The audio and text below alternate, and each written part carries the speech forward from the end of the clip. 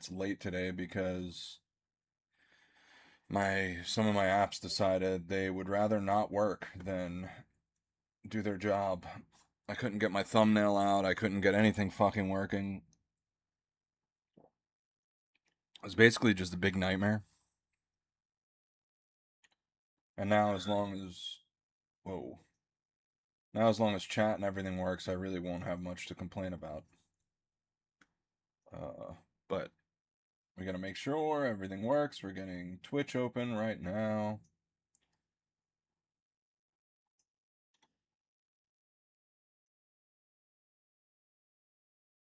Let's go to Facecam. Start on Facecam. There we go.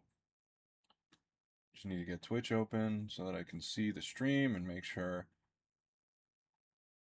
everything looks good. I'm gonna double check YouTube. All the things. I love it when all my shit doesn't work. It's just like such an awesome experience. There we go. Okay, cool. Everything's up. Looks good. I can hear me, which means hopefully you can hear me, but I guess we'll find out when I get on Twitch right now.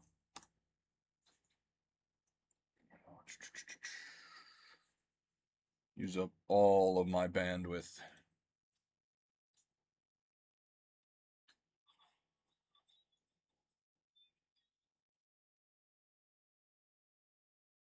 Here's my trade link.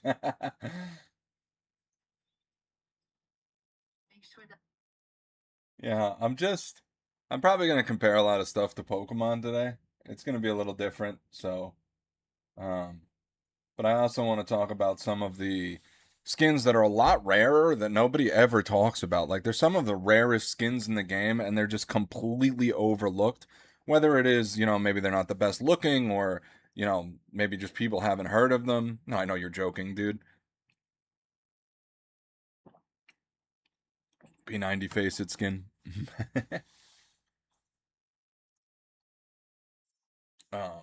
But we'll talk about some of those. We'll talk about the Be the Monster and the M1A1S fade, the ones that everyone is talking about, just because I have to be part of everyone. But that's not going to be the main focus points of the video. We're just going to touch on that for a little bit. I don't think it's that interesting, and if you've heard it from someone else, you don't need to hear it again.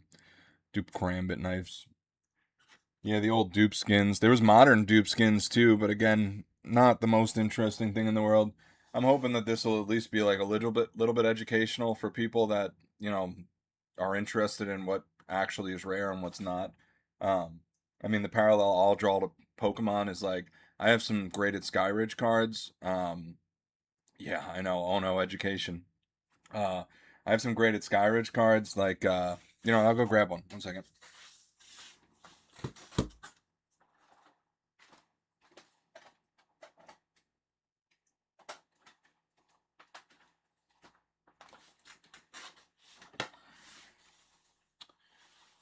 So yeah, I have like this card here.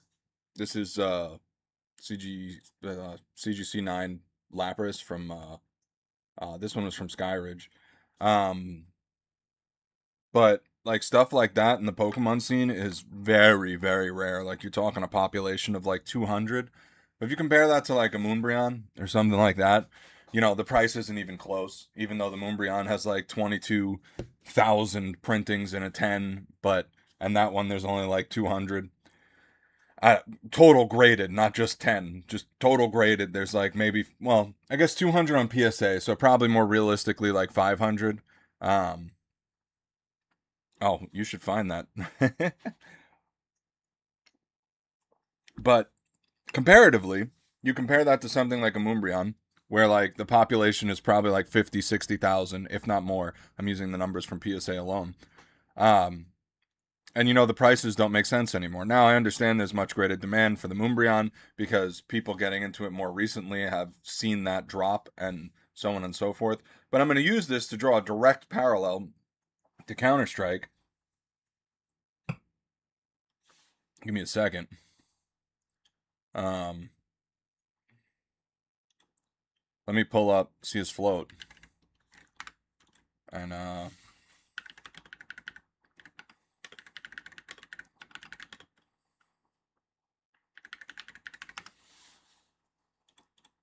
let me get I want to get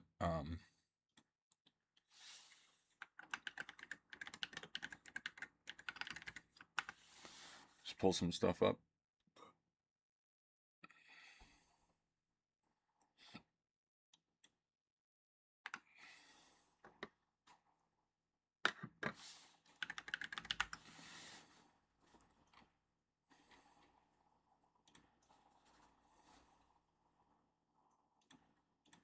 Oh, I suppose I need to sign in.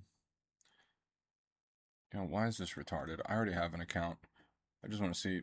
Alright, whatever. You'll just have to take my word for the Pokemon stuff because I'm not going through the trouble of opening the website. It's too much trouble. Alright, so the first group of skins we'll talk about is we'll just get the boring stuff out of the way. Go to the database. We will go to the M4A1S Fade, and I will pull this up on stream in a moment.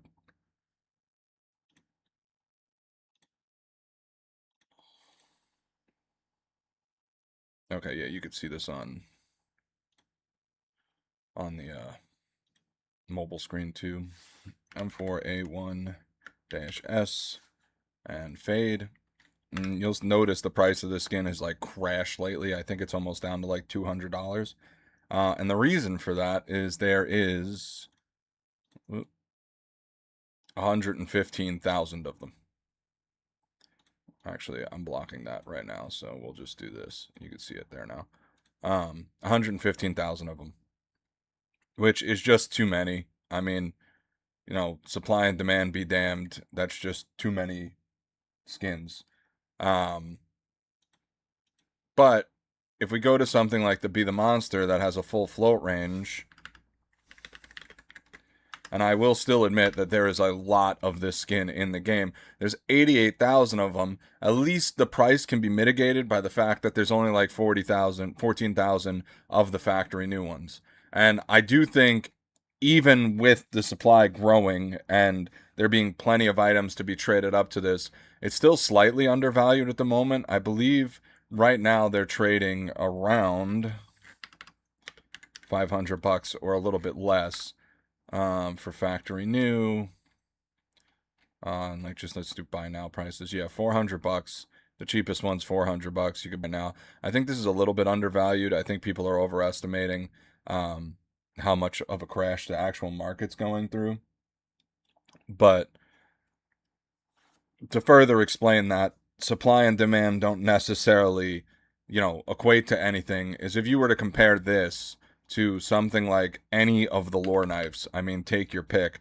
I mean, maybe like the butterfly one is a little bit newer, but let's say like a bayonet lore, right?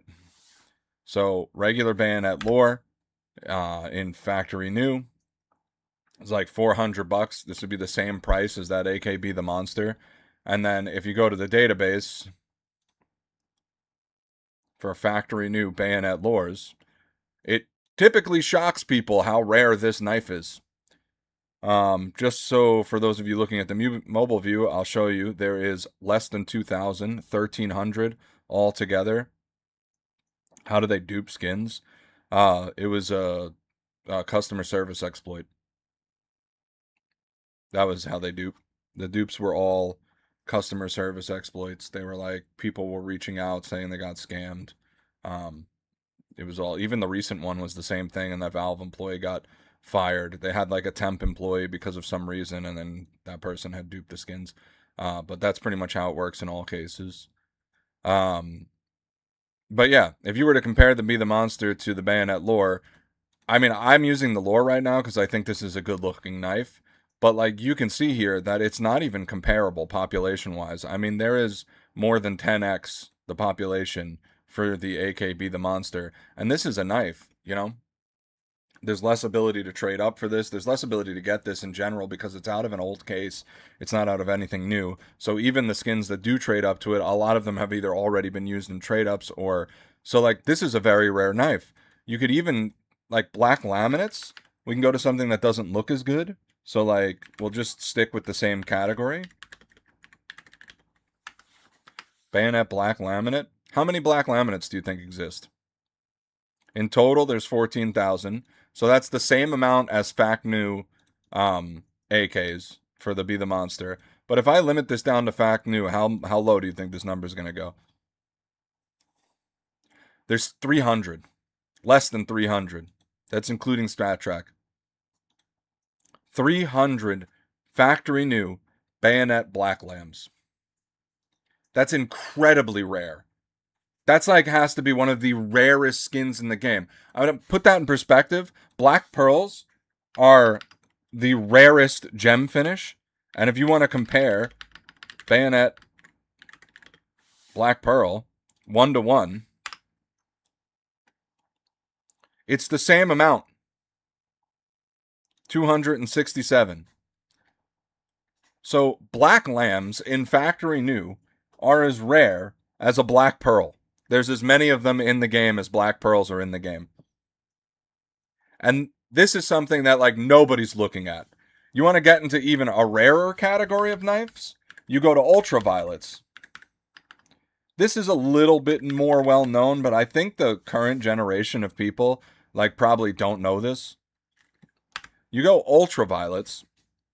Now, sorted without factory new, there's 13,000. However, this is a float cap skin that stops at 0.06 or 0.05999999. I'm repeating. I don't know exactly which one it is. I could be wrong. So when I sort this to factory new, there's less than 100. There's 66 factory new Bayonet ultraviolets. Like one of the rarest items in the entire game, not accounting for sticker crafts. I mean, you could even compare this to a Howl. There's almost 8,000 Howls, 7,500 Howls. There's probably like 1,500 to 2,000 less than that, so it's probably only like 5,000 Howls. But you're talking about an item that is 100 times rarer than a Howl, and it's still, not that expensive. I mean, let's go. I know I had a part to do with this because I was trading them for a little while, but if you go ultraviolet,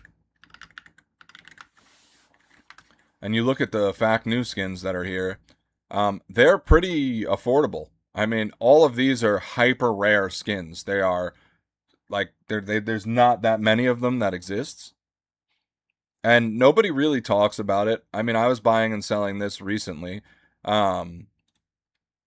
but you can even see the latest sales. Pretty much every time this. Why can't I scroll down? What's going on? Every time this has been sold, it's sold for more money. And I don't know if this is just like a pump scheme that's going on because the liquidity of these items are so low. Like, let's go to the database now for the M9 bayonet in factory new. 53. There's 53 factory new M9 bayonets. And it only costs like 3x what a Be the Monster costs. And there's thousands of Be the Monsters. And there's a bunch of skins like this. People don't think about it. People don't think the ultraviolets, the ultra things. I'll do one that people aren't going to care about. I'm trying to stick to skins that actually look good. I can't even buy the Mag 10. Dude, the Mag 10's even pretty rare, and that's $56. But yeah, you're right. I mean, affordable or more affordable. More affordable than is what I should be saying. But even like these skins, I don't know if people realize that the old skins, like the really old ones, like the Boreal Forests of the world, like these skins are incredibly rare in factory new. You go Bayonet Boreal Forest, there's 6. 6. That's all of them. Oh, sorry. I have stat track clicked. My fault. There's 35. Still an outrageous number. P250. The meme, the P250 Sand Dune, where everyone was buying sand dunes. People did it with the Op 2 and a couple of other skins. The Op Safari Mesh, the AK Safari Mesh. People had collections of hundreds of them. Those are like very abundant skins, but it's still not a lot. You could pick up a lot of them. But these skins are, I can get to the end of this in one scroll. This is all of them. And people never really think about these skins. They never really, they never cross anyone's mind. Now, in the case of like the Boreal Forests and the Urban Masks and all of those kind of like very old, uglier skins, I kind of understand it. But in the case of Bayonet lures, like a lore, like a Karambit lore, like that's a nice looking knife in my opinion. And it's crazy to me that this is only $1,100, and I realize I'm saying only, and $1,100 is a lot of money. But for a skin that's rarer than an emerald, a sapphire, you know, or on the same tier as those, there's 1,300 factory new Bayonet lures. It's an incredibly rare knife.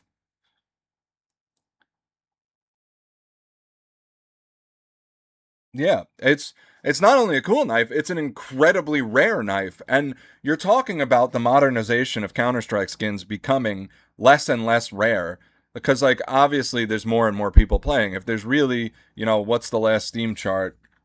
It's 2 player count Steam. If you look at the Steam charts, we're up to, oh, wow, there was a pretty steep fall off recently. That's kind of crazy. But the peak players is still like 1.4 million. We lost a lot of players. Yeeks. Yeet. But anyway, that's kind of concerning. Hopefully, this is a result of like banning people. If I made a video recently, I didn't post it because I didn't think it would play well for whatever, where I thought 20% of the player base at these peak numbers was bots. Because, like, I'm just thinking if you have a bot farm running, like, let's say you purchased 50 computers and those can run like, 20 bots each, you have a lot. No, I understand. I'm not saying, crazy price, whatever. I'm just saying compared. Like when I say a high or low price, it has to be in comparison to something, right? Like if you were to build a rocket ship for $100,000, that'd be really cheap, right? Because you're comparing it to what an actual rocket ship costs to build, which is hundreds of millions, if not billions. So it's not, you have to talk in the realm of comparison. You can't just go like, oh, that's a lot of money for some people, other people. Um, so I'm comparing it to, if you look at this lore and then I go, Ruby,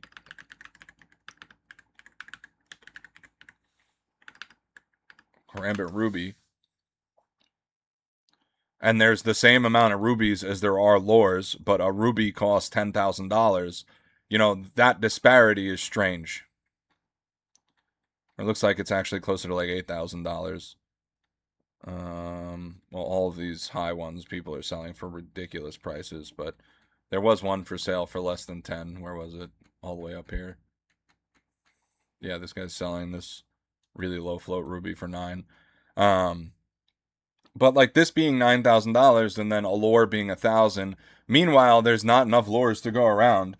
How much more demand organically is there actually for rubies, or is it just that a lot of people are moving rubies, a lot between each other for a little bit more money each time? And now when the market crashes, everyone gets scared and you see these big fall in prices. How much of that was these, tourists, for lack of a better term, holding on to these items and then leaving as soon as, they don't see a profit to be made anymore, like crypto bros or people like that. Um, Now I'm just saying, even scrolling through here, I'm seeing a couple of the same profile pictures.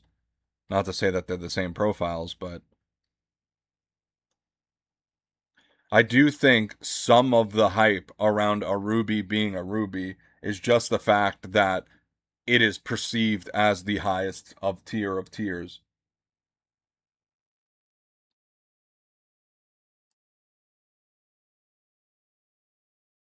No, I want to say like, so people are saying that, I mean, I'll go deeper into it, but people are saying that the market's crashing and stuff like that. I kind of disagree because when you look at older items, the price is very stable. Where the market is crashing is you have such a huge portion of the market that's wrapped up in items like the M4A1S Fade, right? Where this was $1,000 skin at one point, and now it's a $200 skin, and there's 115,000 of them. So when you're calculating market cap, right?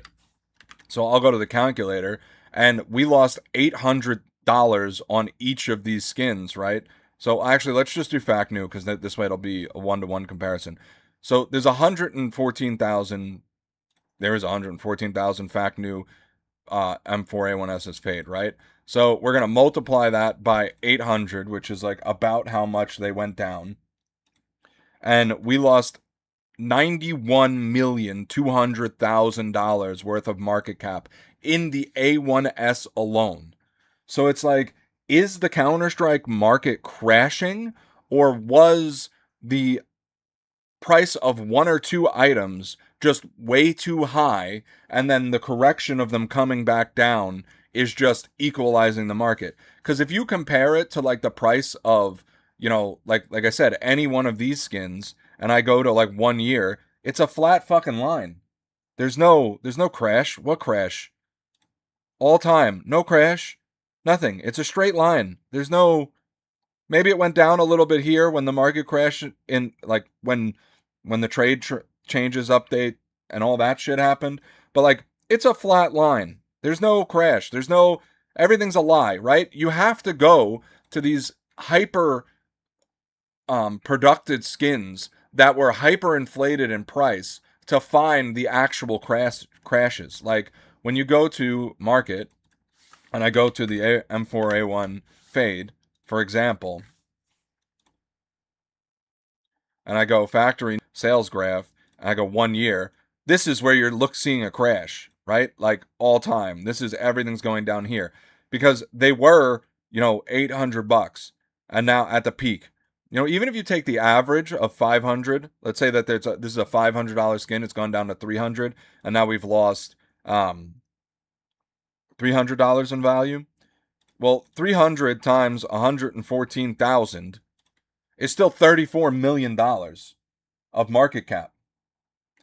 So while I'm not saying the price should be bigger or lower, all I'm saying is the panic that's been induced by the Counter-Strike market crashing, oh no, oh no, oh no, is really just a handful of items that were hyperinflated that have now come down and crashed. I don't know where this will settle, right? Another one of my points is, if you look at Moonbryons in Pokemon, there's tens of thousands of them, yet it's still like one of the most expensive mainline production Pokemon cards, right? It's rare, like people pay more than some of the Charizards that have come out recently. So like that doesn't make sense. So in a sense, supply and demand isn't really factoring in there, unless you figure that the demand is so high for Moonbryons.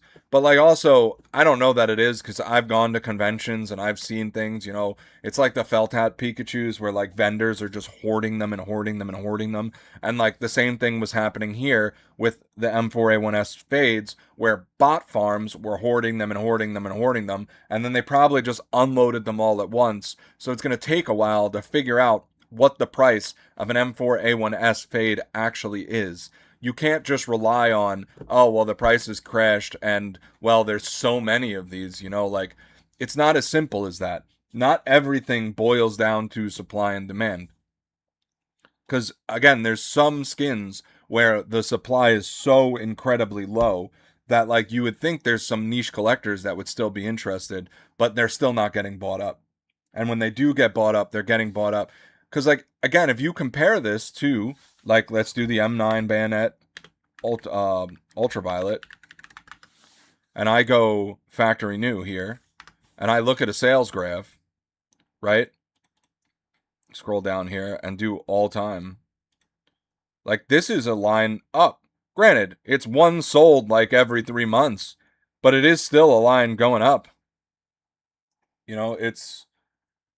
You can't just look at things in the perspective of, the other issue is modern items are so overprinted, and I mean like overcreated, overly dropped. You can get so many of them that it has a disproportional effect on the market cap. So there's been a series of content creators that go to CS2 market cap, right? And they just view this on Price Empire or whatever it is, and they see that it's going down. Let me see on the short. They see this, they see that it's going down, and they're like, "Oh no, market crash! Like, how could this be a market crash? Like, what's happening?" This is 1 day actually. Wait, how do we go to the 1 year? Right, They see that but this is all like one skin. Like if you look at peak was 10 billion and we've fallen off $3 billion. Well, if a few hundred millions consolidated in like 10 skins or 2 collections, then did the market cap really lose any money, or were those skins just overpriced to begin with?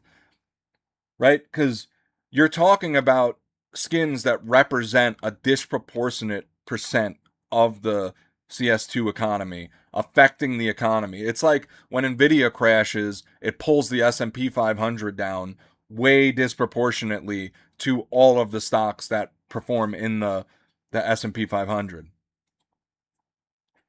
It's not like, it you can't just view it as market cap down, market crash, market die, CS2 bad. Like it's not that simple.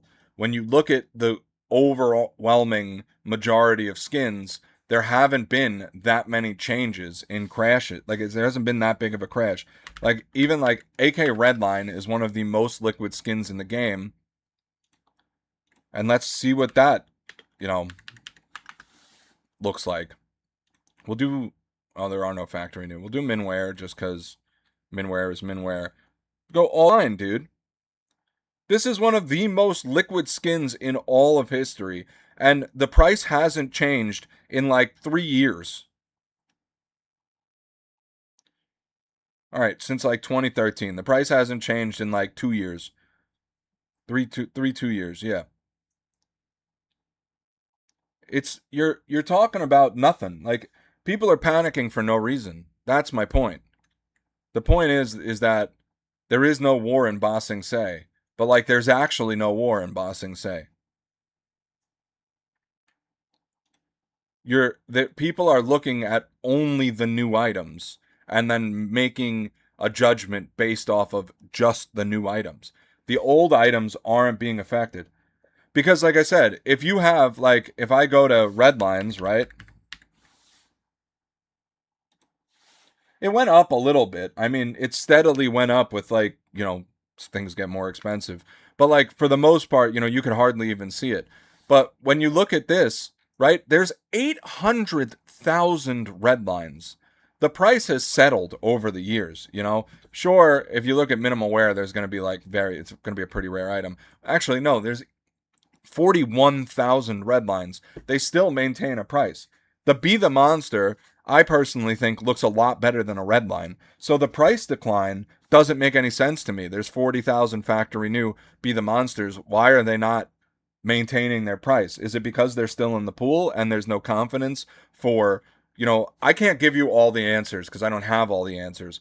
All I'm saying is the surface level, like when you look at a YouTuber or a different content creator and they're saying the market's crashing, this is CS2 is dead, this isn't the first time CS2 is dead, it's not permanent, yada yada. It's all bullshit for clicks and views because the market hasn't even really crashed. The stable parts of the market have stayed stable. The new things that are new and different will always introduce volatility because it hasn't been tried and tested. So when you have something that comes to market and people are like, I don't know, you're going to have people selling, you're going to have people buying, and all of that volatility of I don't know where this should be priced creates this price action, which typically when you have high volatility, even in the stock market, it's usually a negative thing. Usually you have a price, you see the prices go down because people can't have confidence that the price will move in a specific direction.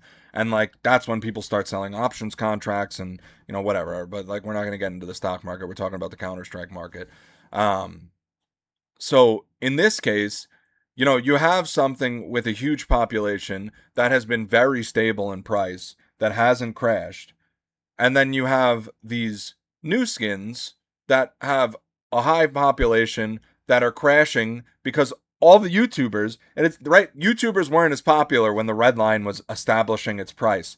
But now you have YouTubers, you have famous people on stream, you have all this shit like that's going on, and it just causes the market to crash, right? Because the market makers are the people telling, the average Joes. The average Joes aren't doing all this research. They're not looking into this. They're not figuring out what skins are worthless and what skins should be worth something.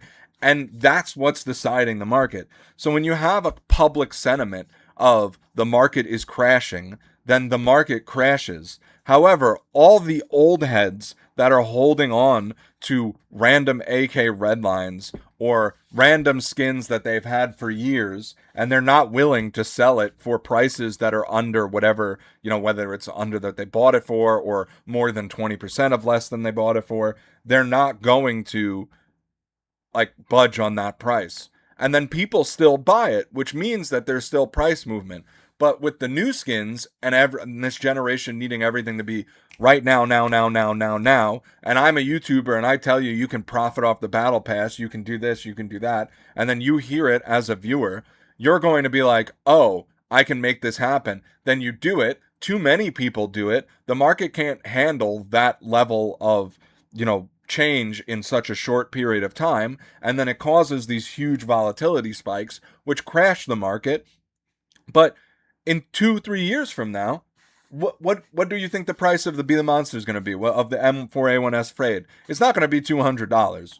It's going to be more, because if the red line can be rarer and sustain a lower price while looking worse, we're only going to have a bigger player base.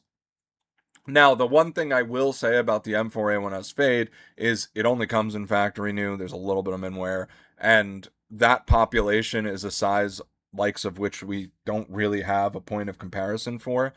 But over the years, you can see that similar skins that have been, there's a lot of them, have still maintained their price. So this volatility is all fake. It's all due to a generation of people that are on TikTok, that are on Twitch, that are watching people on YouTube for advice about skins. I mean, even like watching Onipixel or Arrow, like, they're just in it to be streamers. And this is nothing against them. I love them. I grew up watching them. They're great. You know what? Like, they're my favorite people. They're part of my inspiration for doing this.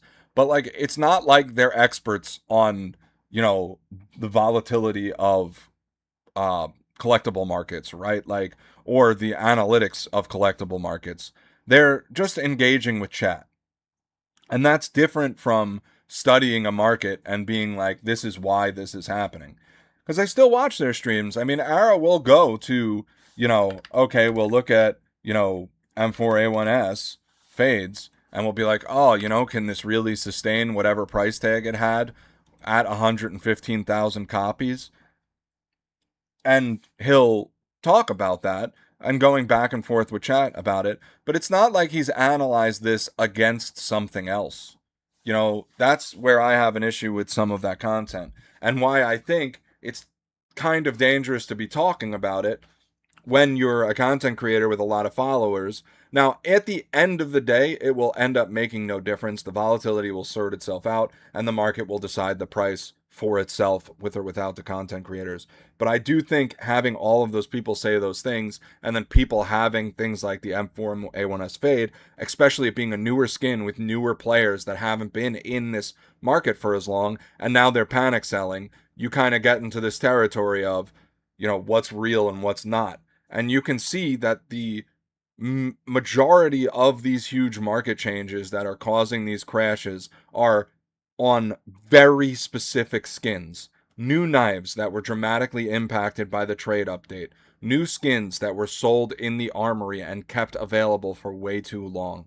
New items that have come in through the terminal, and no one knew how the price action would establish itself through the terminal. These are the items that are most affected by the market crash. And because we had such a sudden spike to the 10 billion territory before all of this was implemented, people then view it as a crash because everyone jumped in and pumped money into these new items. So the way that market cap works is when you have more of something and the price of the old items don't go down, the market cap goes up because you've added something with value to the market. And when that something is 115 items worth $500 or more, that has a very dramatic impact on the market, especially when there's a whole collection of items like that. Even if an item is 10 cents, if you go to, the Sport and Field collection in its entirety, let me just pull it up.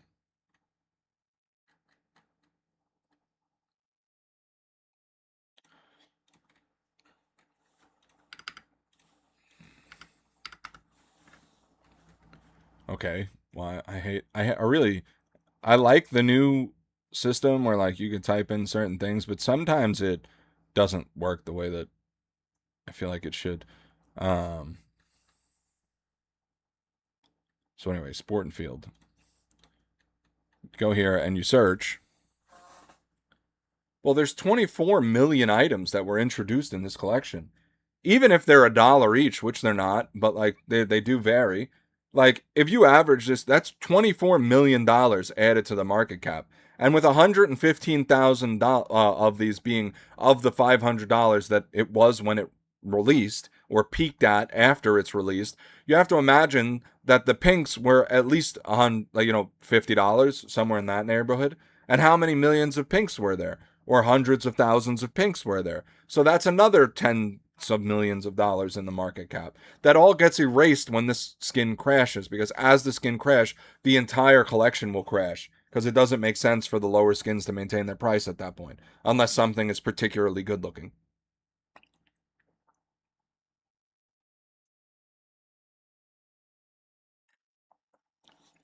And not only that, but these collections don't trade up to knives, so it's not like these skins are getting erased from the market cap. The other thing I'd like to say is these market cap generation websites taking into account the skins that are getting erased due to knife trade ups? Because theoretically, if I deposit $500 worth of skins and I trade that up to a $100 knife, I have just decreased the market cap. Right? There was $500 worth of skins making up the Counter-Strike market cap. That was part of it. And now I got a $100 knife from that trade up. So I've just erased $400 of the Counter-Strike market cap. So that's another thing that will affect it. Now, I don't know if this price empire chart is smart enough to take that into account. I'm willing to bet it isn't. I'm willing to bet the market cap is actually just bullshit altogether, and there's no way to actually know what the Counter-Strike market cap is. I think this is just an estimation based on the databases that we have available to us. But if there's 24 million skins, and let's say 15 million of these were traded up, then that $15 million of trade ups resulted in a net loss. Trade ups result in a net loss. So that net loss needs to be deducted from the market cap for the market cap to be accurate. Otherwise, the market cap doesn't have all that information. So basically, all I'm saying is anyone that's claiming to have a good idea of. Now, what I will say about Arrow and OniPixel and myself is the one thing we do have is experience, and we've been doing this for years. So, like, we know that, yeah, so people are complaining and the shit's hit the fan, but it's not the first time that the shit's hit the fan, so everything will eventually be okay. Everybody, that's something that we could all determine. But I'm just saying, anybody that's giving you hard numbers, like saying there's 115,000 of this item, so there's no way that it can be this price, or the market cap is falling because of this, that, and the other, they have no idea what they're talking about, because it's not like anything that you can get is going to be 100% accurate. I think it's probably closer to 70% accurate. And yes, that's enough to give you a broad picture. It's not enough to draw definitive conclusions. And with how many items have been added to the game recently, how much that has inflated the market cap, how many trade ups on the other end of that equation have been done to completely eradicate market cap. I mean, how many even when cases are opened, every time a case is opened, the market cap goes down. That's just factual. Because if the ROI on a case is lower than the price of the case, actually, that's not true, because you do need to pay for a key. So you'd have to factor in the ROI of the case without the key to have that equation make sense. So there you go. Even I make mistakes, because the key isn't being factored into the market cap, and you purchase it, right? So like if a case is 50 cents, the ROI is factoring in the fact that you have to spend 275 on a key. So I don't know how accurate. There might be cases that would be profitable without the key, which means when a case is open, the Counter-Strike market cap actually increases depending on the case. If that makes sense. But for the most part, almost all trade ups are resulting net, not single trade up, right? If I trade up to a Dragon Lore and I win, then obviously I've increased the market cap. But in the case of a trade up, typically it's very hard to get a profitable trade up. Anything you're doing that is negative return on investment in this game, which is pretty much everything, is decreasing the market cap of the game. So when that trade up contract thing happened, sure, the price of a bunch of knives went down, but the flip side of that is also all the skins that got pulled out of the game didn't exist anymore, right? If you have 100 skins that are worth $10 each, well, you have $1,000 worth of skins. If I trade 10 of those up for $100 and I only get a $50 item, well, now I have $50 less in total. So the market cap has gone down. So the introduction of trade ups has a disproportionate effect on the market cap compared to just the price of the items declining. I feel like this is probably too in depth and is going to go over most people's heads, which is why there's not too many content creators talking about this. And that, that's an issue, but whatever. I mean, what are you gonna do? I'm gonna talk about it because I understand it. But oh shit. But I think it's just interesting to see. I think I don't understand this. If you had, let's say you had 10 skins and you were gonna do a trade up, right?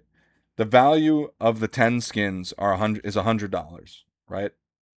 The market cap of your inventory at that point in time is $100.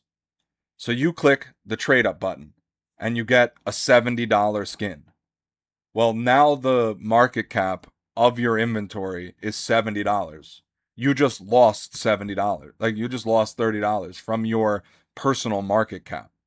That applies to the entirety of all Counter-Strike items.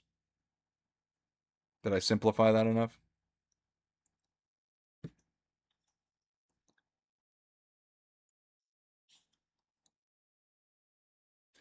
Cuz and that's how you get a market decline and monitor broken. Well, that's not part of your market cap, but sure.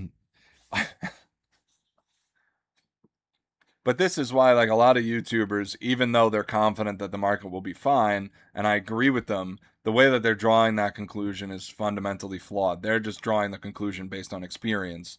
Whereas, like, it's hard to actually look at, you know, everything that's happening and tell people, okay, this is exactly what's happening. Because even, like, I don't think these market caps, like this Price Empire one, or there's like another one that I see more people using.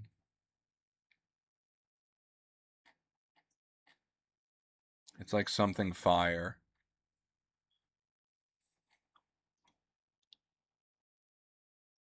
Esports Fire is the one I normally see. Skin database. Isn't there like a market cap on Esports Fire?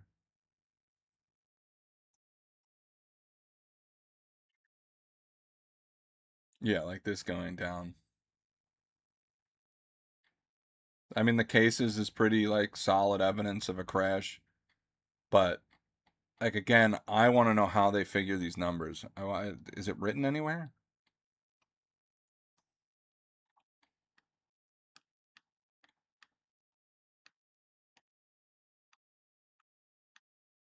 You know, like this, right? Sticker grab. Every time a sticker is implied, this market cap number would go down because there's less for sale in total.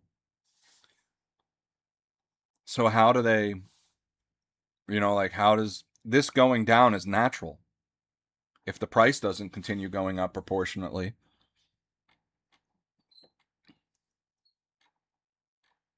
Maybe I got to get better at explaining this stuff. But just like, especially in the case of rare items, like imagine like one of those 30 knives you just deleted, then the market cap of all the 30 bayonet ultraviolets that are in factory new would go down by the price of that knife. Is there no information on how this is generated? No, of course there wouldn't be.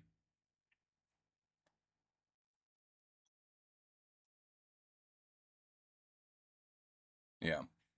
All right. Well, if there's no way, if they're not giving any information on how they generate the market caps on these websites, then they're pretty much worthless. Um, I guess like looking at case prices and stuff like that and determining a market cap that way would be I only stand the word money, like Mr. Krabs. But I don't know. It is crazy to me that hyper rare skins get overlooked. Rarity isn't the only thing that matters in this game. And then you can use that point to conversely talk about the new skins like the A1S Fade and the Be the Monster. So while I think the Be the Monster and the A1S Fade will probably continue going down in the short term, long term, who the hell knows? Um, like I said, skins like the Red Line, which there's hundreds of thousands of, have have stood the test of time, and that's not even as nice of looking a skin as the Fade is.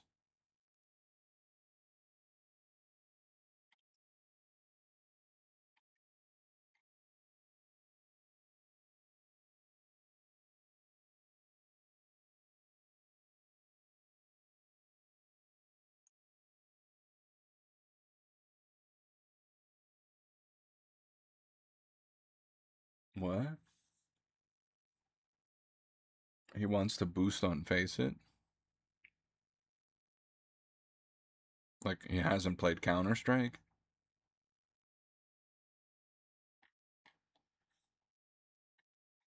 I mean, if he makes it like a full time job, he'll get good enough to do it. But like, it'll probably take a long ass time. You'd probably be better off just getting a job.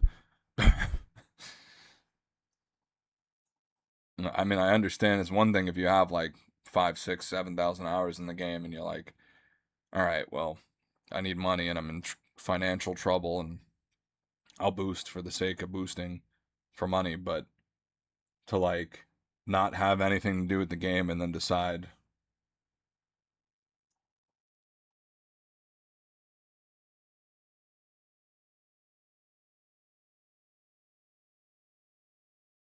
but he took an order for level 10 Face It to get 2,500. Like, bro, it's my goal.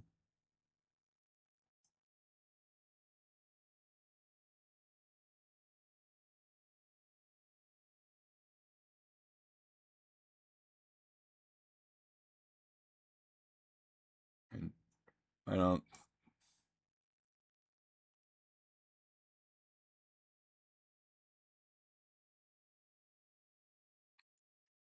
um, he doesn't know how to. What do you, like, why would he take an order if he can't fulfill it? I'm just lost. I mean, is he just like an idiot that thinks he can get the Face of 10 no problem without any experience?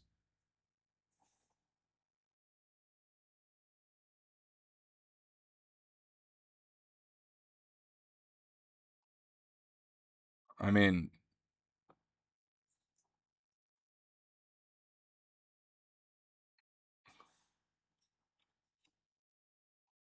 he's smart in other ways. So he thought that he could just hop into Counter Strike and get to one of the highest ranks with little to no difficulty. That doesn't sound very smart to me. I'm gonna be honest to you.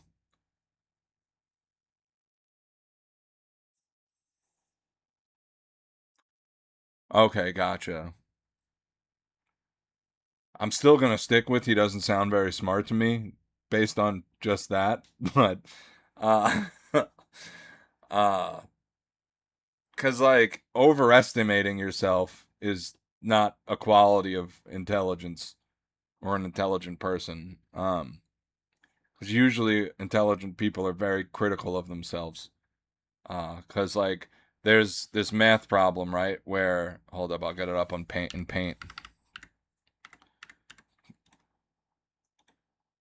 Um so in Paint, I can show you this. So if you have, one second.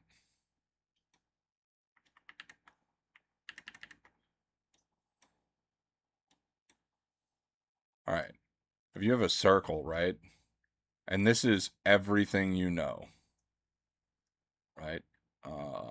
And then you have another circle that goes around that. Whoops. Um, right? And then this second circle is everything you. Oh, fuck. Why did it go to starting soon? What the hell? What? This has been happening. This happened the other day on screen too, where it jumped to starting soon when I changed the. Is it because I hit Control Z?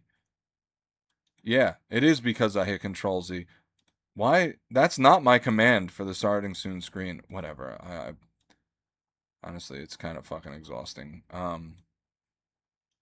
So anyway, this is how knowledge works, like from a mathematical point of view. So if you have two circles, right? This circle, the inside circle, is everything you know. The outside circle represents everything you know that you don't know, right? So the bigger this circle gets exponentially larger. So as you learn more and more, the level of uncertainty you gain is proportionately larger because you become more and more aware of all the things that you don't know. So, like, when your circle is very small, right?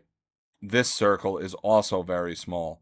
But as your circle gets, like, fucking huge, the other circle has to be proportionately more huge to be able to the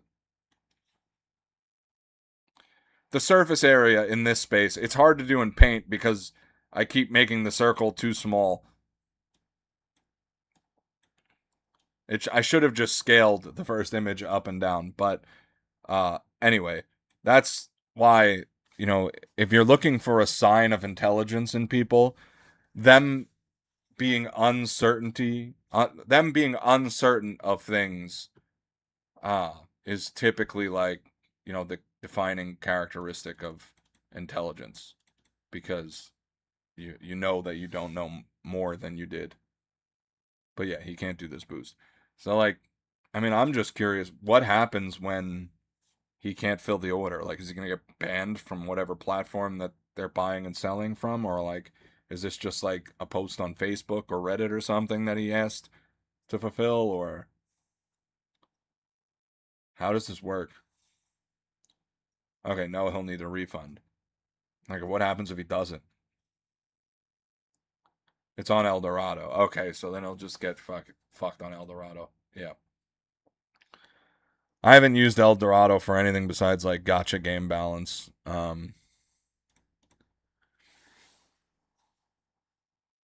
He gets banned, and I don't know. No, I don't even know that you really get banned. I think you end up just like with negative review after negative review, and then because like with gotcha games, the issue with buying on El Dorado is like someone will buy balance, send you balance in the game, and then refund the like um they'll dispute the charge on their credit card, and then a couple days later you'll log on to the game, and because you spent the balance already, you'll have negative balance, and then the game threatens to ban you if you don't top up because the guy on El Dorado just fucking scammed you. But then that guy gets kicked off of El Dorado or just ends up with extremely negative reviews and all that stuff. But um Yeah, I don't know. I've never looked into the boosting stuff. My understanding with boosting though is there's plenty of regions where there's like no one playing Counter-Strike, like zero people. So you VPN into those regions and then I shouldn't be saying this, but you VPN into those regions and then you play in those regions. So like you get 5 accounts and 5 accounts and then you queue into each other and you just lose on the other 5 accounts over and over again until you get face of 10 and then you can just sell that account. Because like I've been on Reddit and people are like complaining about smurf accounts and I'm like, how are you a smurf in 2500 elo face it? Like, like it's just like you're not smurfing at that point. At that point you've moved to an area where there's no players and then, you know, it's just like, but yeah, I don't promote boosting. I think it's just like a mess. Causes more problems than it solves for the game.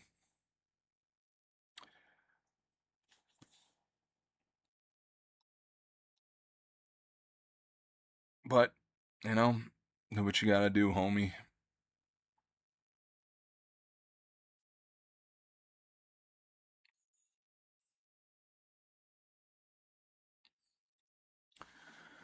Oh. Anyway, I think the skin stuff is relatively done. I think I talked myself to sleep off that. Um, yeah. Trying to think if I have any closing points with that. Just, I mean, I don't know. The sentiment among all the content creators is basically this has happened before, it'll happen again, the market's fine. But like I said, it's not like they understand really what they're talking about. So if you want to watch this back, if you're watching later or whatever,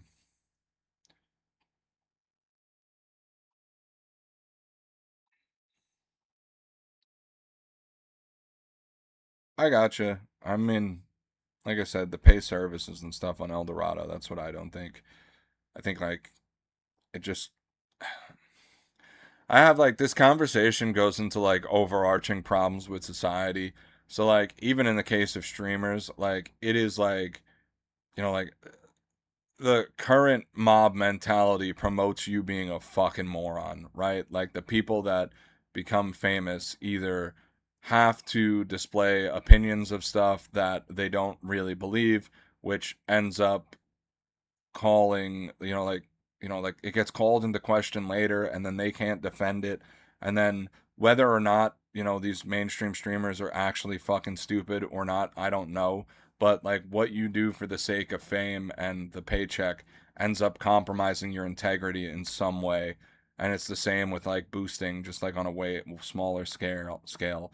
Like the more boosting there is that's paid, the less integrity the game has as a whole, which is again fine. It's like it's not a moral hill that I'm gonna die on because like, it's a video game and you're comparing that to people trying to make a living. So like it's tough. At the same time though, you know, when it comes to streamers, when it comes to boosting servers, it's like morally equivalent. Like if you do Occam's razor, like everything boils down to the simplest common denominator. So like, when it comes to streaming, it's like I need to say something for the sake of saying something and whether it's inflammatory or I agree with it or whatever. And then if I've actually adopted that as my personality, then I go on and try to defend it later and now I look stupid and it might not have been something that I would have ever otherwise said in like normal conversation outside of the internet. But then, you have chat to please, or in the case of making a living through video games, it's not really cheating, but it's still not like competitively. Um, it's not. What am I looking for? Um, the integrity isn't there. Like for the person that's being boosted, and if you're making multiple account on multiple account, that's not even there either. But I've smurfed, I have friends that are really low ranks and I just can't play with them. And if they're thick headed enough to believe that there's no valid way to play besides Premier, then I have no choice but to go play on an account that's a lower rank than I am. And then eventually it ranks up and then I can't play with them anymore, which I think is stupid. We should just play competitive. But unfortunately, some of my friends have really thick craniums. Um, but, you know, it's just kind of like fatigue, social fatigue. That's why I'm not thrilled about any of the boosting conversations or anything like that because it's just like I don't feel great about the fact that it happens, and I've definitely experienced the downside of it in my games.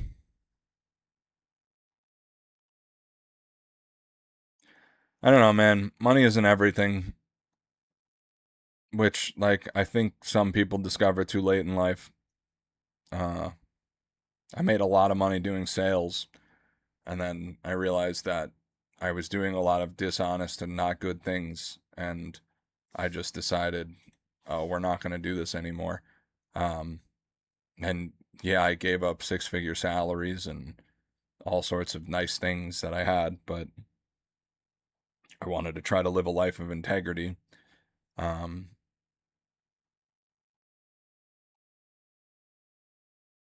yeah, I mean, is it a Hall Effect keyboard or a TMR keyboard?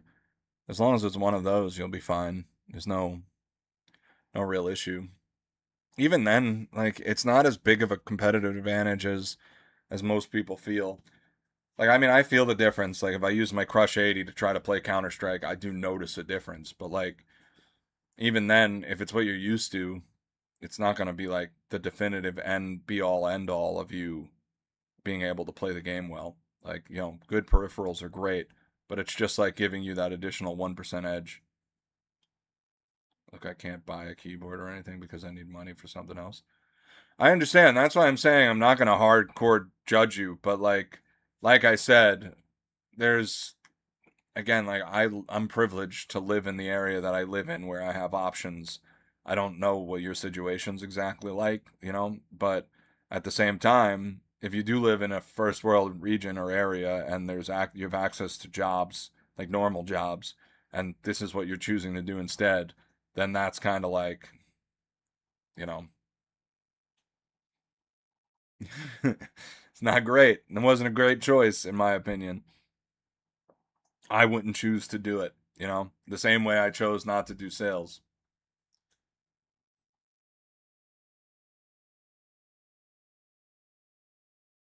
Dude, if anything, the age is a reason not to do it even more because you're probably still relying on your parents. So, like, at this point, you could start anything. The world's your oyster at your age. So, like, you know, why do something that doesn't have integrity? I got you. I know it's good. But like, I could go scam people. I could learn programming, get uh, a feel for the weaknesses in cybersecurity, and scam old ladies for like hundreds of dollars an hour. I wouldn't do it. Now, again, I'm not equating that to boosting people in a video game, but where you draw the line is where you draw the line. I mean, I'm saying I wouldn't boost people. Now, when I was 16, I was already working for 2 years. So I started working my first job at 14. So, you know, yeah, is boosting people in a video game easier? Sure, but it's also kind of the easy way out. I don't I don't know what in your country. I don't know what the age you're allowed to work is though. Like in I'm in America, we're allowed to work at 14. We're not allowed to handle money, alcohol, or food. But I got a job at a doctor's office just filing things away, and I'm sure with the age of computer, that's probably not even a job that exists anymore. But at the time, it existed, and that's what I did. And then I eventually, by the time I was 16, you're allowed to handle money at 16. Um, yeah, I got you.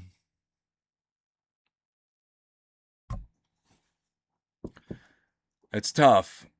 Again, I can't like it's not like even just talking through chat right now, it's not like I'll ever get a full grasp of what your experience is with exactly what it is you do and what your life's like, it's never going to happen. So that's why I won't sit here and judge you and be like, boosting is bad, you shouldn't do it. All I can say is if you are absolutely honest and you've expended all your other options, then I can't judge you. But like, you're the only one that's going to know that, you know, like if you've actually expended all your options and this is all you're left with, or if you're just taking the easy way out. I can say though, with confidence, and this is my opinion, if you have other options and you've defaulted to boosting because it's easy or doing X or Y because it's easy, well, then that says more about you than, you know, anything else. But again, don't take it. If you're 16, dude, like, well, you're shaping your life. Don't, like, you have a long way to go. It's not like,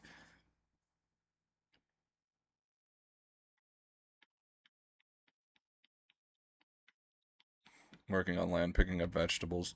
I've done the vegetables before. That's tough work. It's hard work, depending on how you're doing it.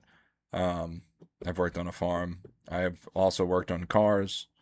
Yeah, it's tough work. Waking up at 6 a.m. and fucking going out into the fields.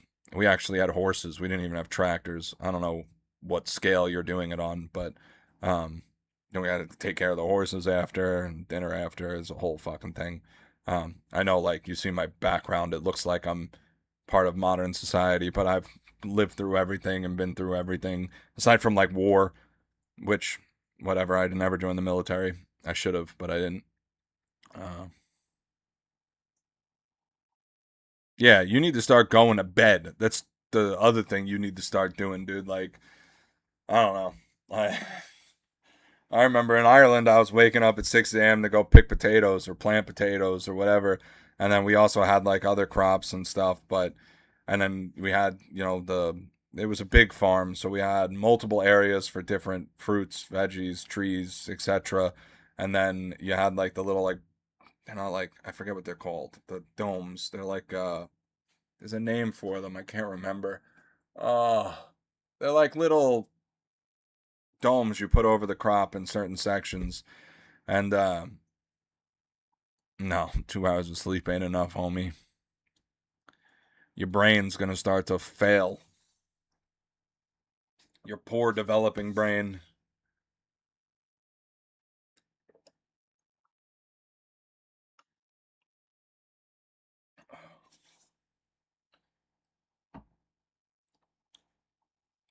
But yeah, like I said, do what you gotta do. Just, you know, realize it's not the most honest work.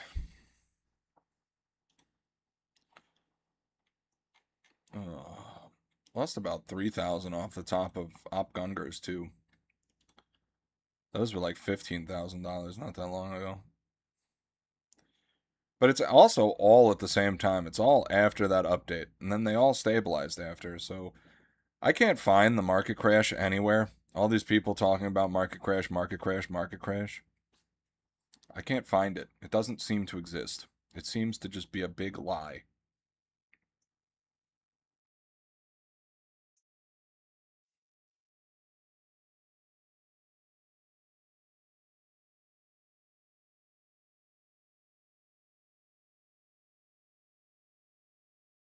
Got red line.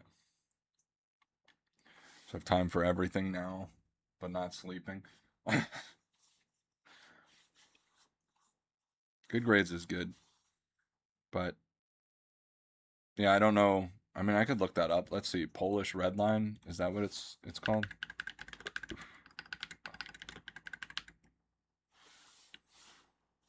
Red line Polish.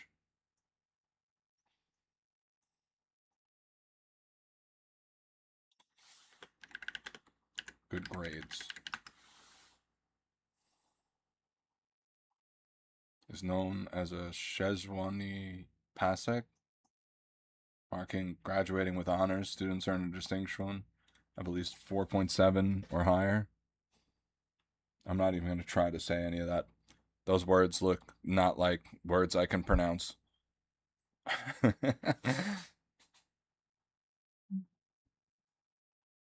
Gotcha. It came up on Google. It's just like in Polish, so I'm not going to try to pronounce those things.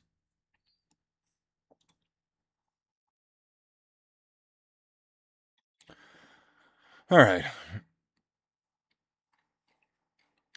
I guess I'm trying to think. I'm going back to the market, and also like I'm seeing all these people buy these Cato crafts. Like I kind of have a big inventory, not as big as some people, but I'm friends with some of the people that have very large inventories. And like a lot of them are buying up a bunch of really crazy cattle crafts right now. And I'm like, if the market's really dying and everything bad is really happening, then what? Like, how is that? It doesn't make sense. You know, this guy's spending $80,000 on cattle crafts, if not more. It looks like there's probably over $100,000 in trades that he's done. Here, I'll pull up my Steam. I can show exactly who I'm talking about. Just take me a second.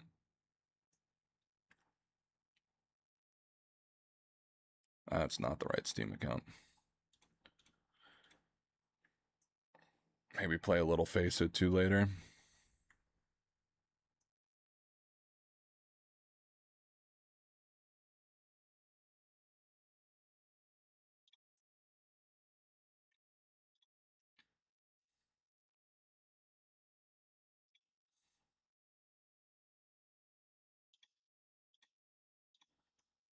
Whoops. Yeah, if I go to Counter-Strike and I scroll down a little bit here, like this guy's just buying everything fucking nuts. Like this was one of the most recent purchases. Rex bought this pair of fucking insane dualies, as well as I don't think this one's that crazy, but some other stuff. He bought this 4X iBuy Power. I saw that for sale. He bought this 4X Dragon Lore iBuy Power Titan Hollow. He bought, where is it at? He bought this recently with this recently. And then someone bought my version of, where'd it go? I had, well, even like this, like DX bought this, which is a crazy craft. And that's like lower tier stuff. And this is just like my friends list. Like, you know, like this isn't even like the greater market at whole. He bought this. Like, look how many people are buying this shit. How much movement there is in the market right now. I just bought this. Like, it's not like this is another crazy skin. This is the thing that pisses me off about this one is he bought this right after I sold mine. And like, bro, I should not have sold mine. I feel terrible about it because mine had this sticker and this sticker, and I honestly should have just bought a Reason paper and a King on the Field and crafted it 4X, and then I could have sold it for like even more money later on. But because I'm dumb, I didn't do that. So I don't know, and I know that this sold for like a stupid amount of money, and I just can't even. I don't know. I can't deal with it. But yeah, even this Mac 10, iBuy Power Mac 10 he bought. Um, yeah, just a lot of shit.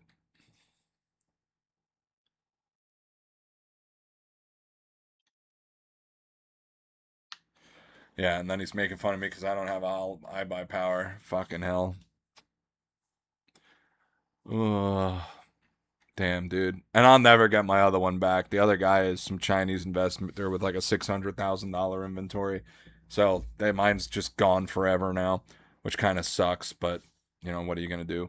Uh, let's see. Is there anything else recently? Did Rex pick anything else up, or did anyone else pick anything else up? These are all Katawi's 2014. Yeah, DX got the Fire and Ice. Dude, like I sold my Fire and Ice and then all of these sales happened and now I feel like granted, I sold my Fire and Ice for like 7, 8 grand more than I bought it for. But like now I just kind of feel like, oh wow, everyone's buying Fire and Ices right after I sold my Fire and Ice. Like, did I get ripped off? Like, but whatever. Again, I try not to think about it. It's not something I really thought would sell. I even considered canceling the sale, but I don't know. I don't know how canceling the sale goes. I know that I'd have to pay a fee. I didn't know if it was worth it. All right, yeah, we're past the point of people were just like in the shit posting area of things. But yeah, there's just tons of people buying shit. Yeah, I don't know how much money he has. I don't. Again, I just know him from trading. I don't know him personally, but like his inventory is really insane. Like we can go view it on. You know, want to look at his inventory? We could do that. Let's go. I have to move the screen capture to here. Inventory. Counter Strike. Let's see. Total inventory value. What's it gonna say? Is it gonna load? So much money that it doesn't even load. $47,000. Now that's like a huge low ball because all of these are Kato crafts. This is a Mouse Sports craft. This is a 3X craft. We have another 4X iBuy Power craft. Another iBuy Power craft. Another Mouse Sports craft. 4X Dragon Lore. 4X Deagle Blaze. A Fire and Ice SG Ultraviolet. A Fire and Ice with a Vox and a Reason Hollow for the AK. You know, Fire and Ice Howl. This, I wish I knew how much he paid for this because depending on how much he paid for it, mine might have been worth a lot more. You know, Teamlit Dignitas Hollow, 4X Titan Hollow, case hardened, tier 3 minimal wear. You know, this guy's got some fucking real money, you know. 3X Kato East stainless, minimal wear. I got another 4X AK case hardened. This one's a tier 1 pattern. So this is a 4X, it's all red, but it is a blue gem. We got a 4X kill confirmed, 3X kill confirmed, sorry. That's nothing. Nothing. And that's like the end of the Kato craft. Nope, he's more. He's a hot rod with a 3X Kato craft, 2X, 4 Navi stickers, iBuy Power on the Bullet Rain, iBuy Power on the Mendy.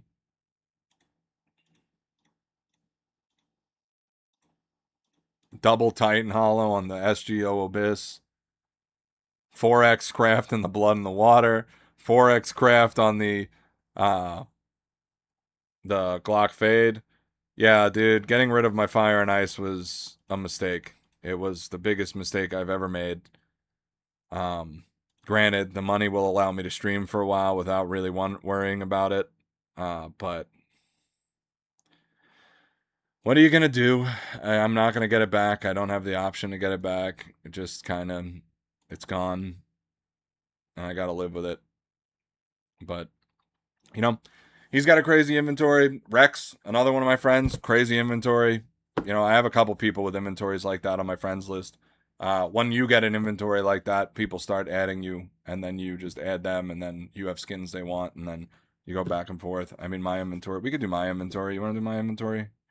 That might be fun. I don't think I've showed my inventory before, on stream. Here, let's do my inventory. I don't have all my skins on this one account because I have alts that I like having skins on, but let me switch the live screen to here.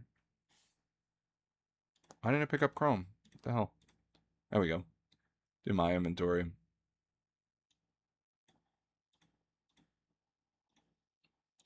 What's my inventory worth? Why isn't it working? $34,000, not including Kato crafts. Oh, I'm no slouch. So I don't know. I just bought these because I think it's a nice combo. I'm gonna put it on one of my alts. Of course, I have my Desert Eagle blade that I crafted with the Nico Falcons gold and G2 Esports gold. There's only like a couple hundred of these. I figured, what the hell? I want one. I already have this, which is like one of the lowest float souvenirs. I think it's rank 4. Yeah, it was rank 1 when I bought it, but you know, people are gonna keep crafting things. How much did I sell it? 11,000 USD. And then I bought this for around 2,000. So it is a nice craft. Don't get me wrong, but It's not as nice. I gotta, complain. But this is my 4X Kato craft right now. It's the only one I have. I have other Kato crafts. It's just this is the only 4X. I have my Glock, which has this Vox Eminar Hollow, the Harp of War, and the Crown Foil, along with the Dexter Sex sticker in a slab. Uh, that's a fun one. Bro, Elon has way too many sons. Dude, I didn't spend any money on this. This is just what happens when you get old, right? Like when you're collecting like Pokemon, Counter-Strike or whatever. I'm 32, dude. When I bought this stuff, it was all like $100, Like it wasn't like these prices are made up. Like it just happened when I grew up. Like I didn't buy all this. This has a Kato craft. I put like the swag foils on it because I thought it'd be funny, and then I also put the dick sticker on it because I thought that was funny. This is just like a meme skin. But this is in Best Pause. It is a really nice skin. I have this because Op Booms are another one of those rare skins that I was talking about earlier. Factory new Op Booms are incredibly rare. And then on top of that, I keep this to remind myself of the time that I had a chance to buy the one of one Op Boom Factory New with a Navi Hollow on the scope, and I didn't. So this is punishment to myself to remind myself that I should have fucking bought that gun when I had the chance. I have a Be the Monster. I like the Be the Monster. That's all. I mean, I bought this for $500, so I've already lost 100 on it. I crafted this when these stickers and this gun came out. Nothing special. I have this knife because I like this knife. I like lures. I would like to eventually get some for my skin combo. Yeah, it is a nice AK. Um, yeah, get the keyboard sorted out first, dude. But yeah, I have the butterfly knife along with all these stickers that I just recently got. These are my gloves right now. I don't have any crazy gloves. I used to, but I sold them before I kind of saw the crash coming and I sold them before the crash. And I kind of want gloves to figure out their price before I buy. This is my play skin for this. I got the Donk Gold. I have this lenticular. That's not really a big deal. This is just like a custom craft. Um, I have this when Cirque was playing. I really like Cirque. I thought he was a good opera, and it just had the swag foil on it. This is a Munzie craft. Still like a really expensive Galil for no fucking reason. I just think the skin's cool. I crafted this by myself. This is something that I built. Like I had the AK. I would have liked it to be a better float, but the float doesn't really matter for the fuel injector. And then I put the four Fnatic 2015s. And at the time, Fnatic was like the dominant Counter Strike team. So that's why I have that one. I have my op, which is my LDLC hollow on my Lightning Strike, 00 float, super nice, beautiful skin, probably one of my prized possessions. I have all of the Boston 2018 golds from the finalists, so all of the phase golds and all of the Cloud9 goals because that was the best game ever played. I have them all. They're all displayed on my profile. You can see them all here. They are very expensive stickers. They are very rare stickers. It is hard to find them. There is not many left in existence. So yeah, those are super cool. I have this shotgun. This is a really cool thing. You don't see this in anyone's inventories ever. There's a couple of them that exist.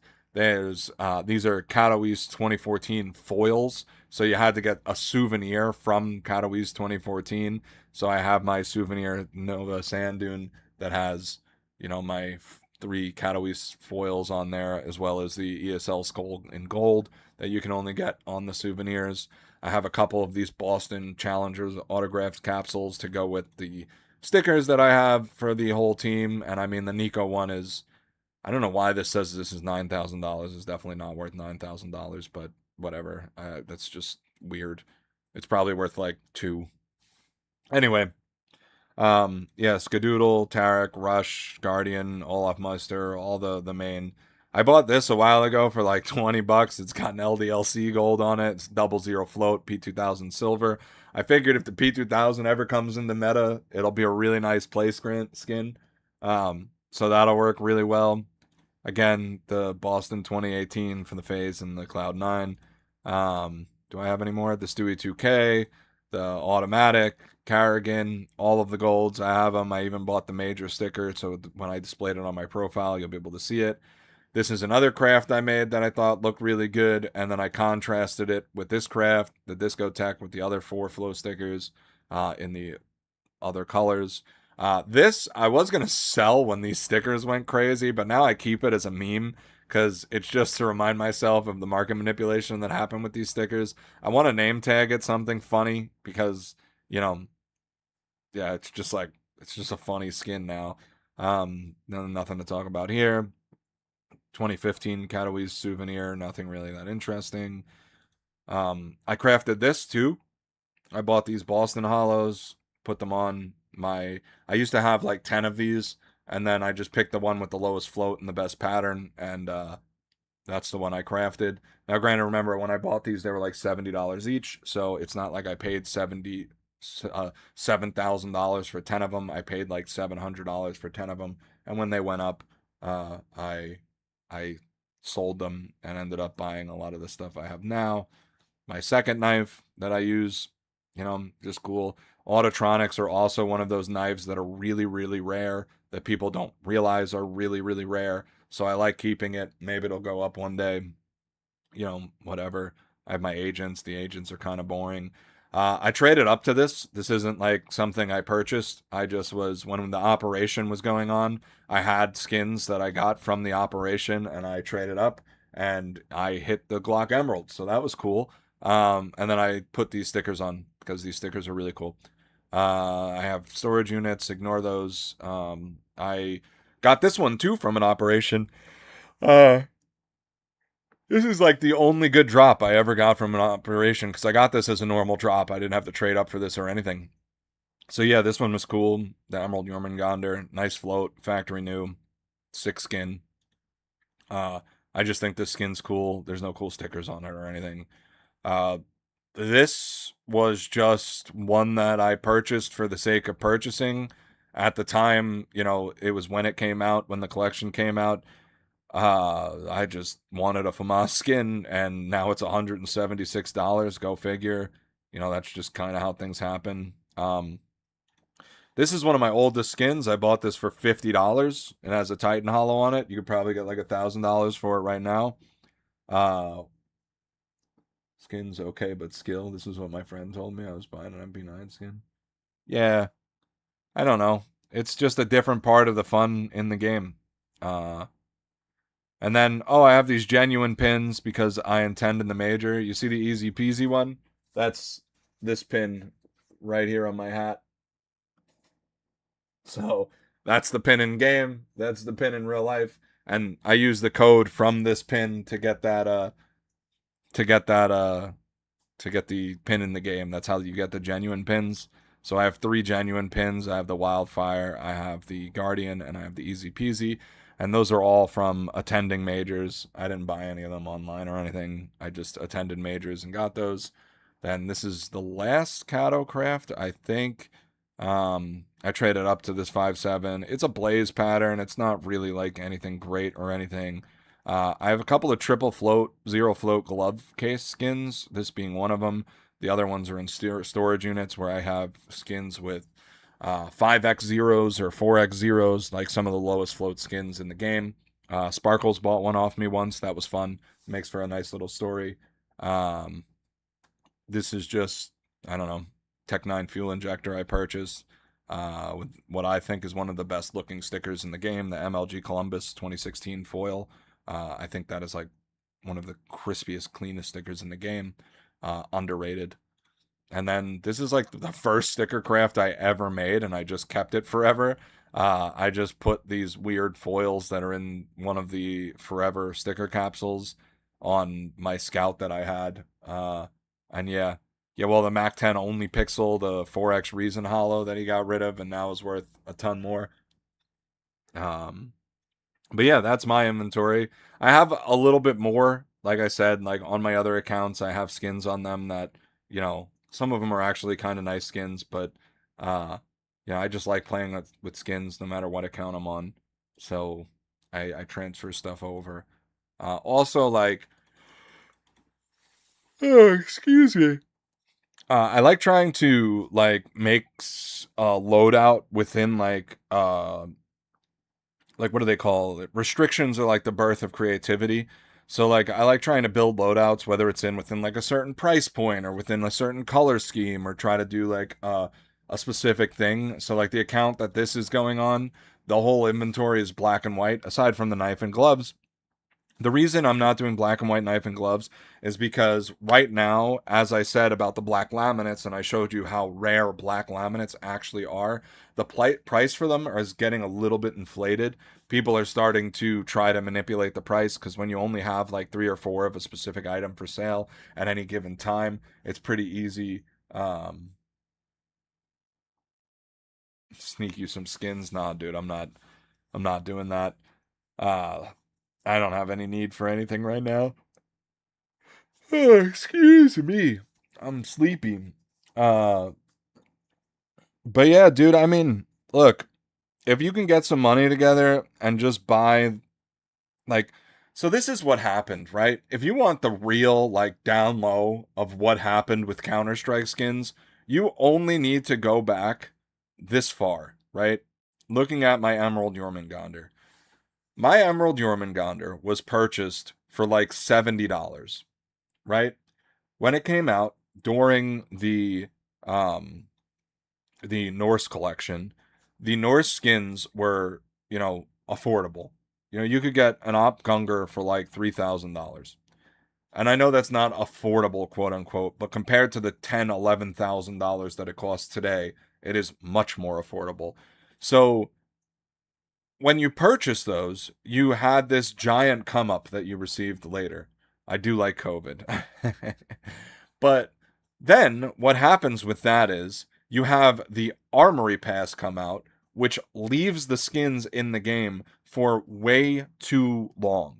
And then everyone thinks that they're buying an Emerald Jormungandr, and they keep buying and buying and buying. And the price has already reached the heights that they expect it to reach like 5 years down the road. So what ends up happening is when there's 100,000 of those in the game, all of those people start to panic, thinking they made some kind of horrible mistake, and they start selling. And when you have all of those people trying to sell at the same time, you have a market crash.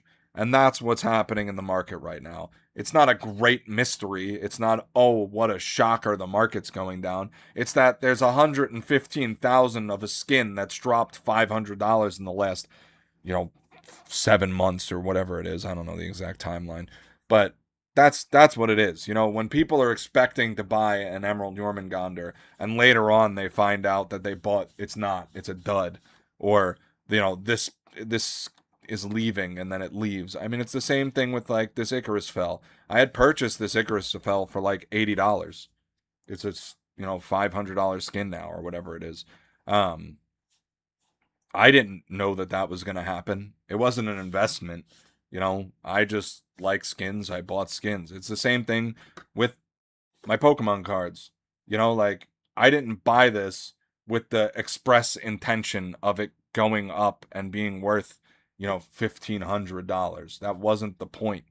The point was I like Lapras. That's it. That was the whole point. Like there was no and then I kept it because I like Lapras.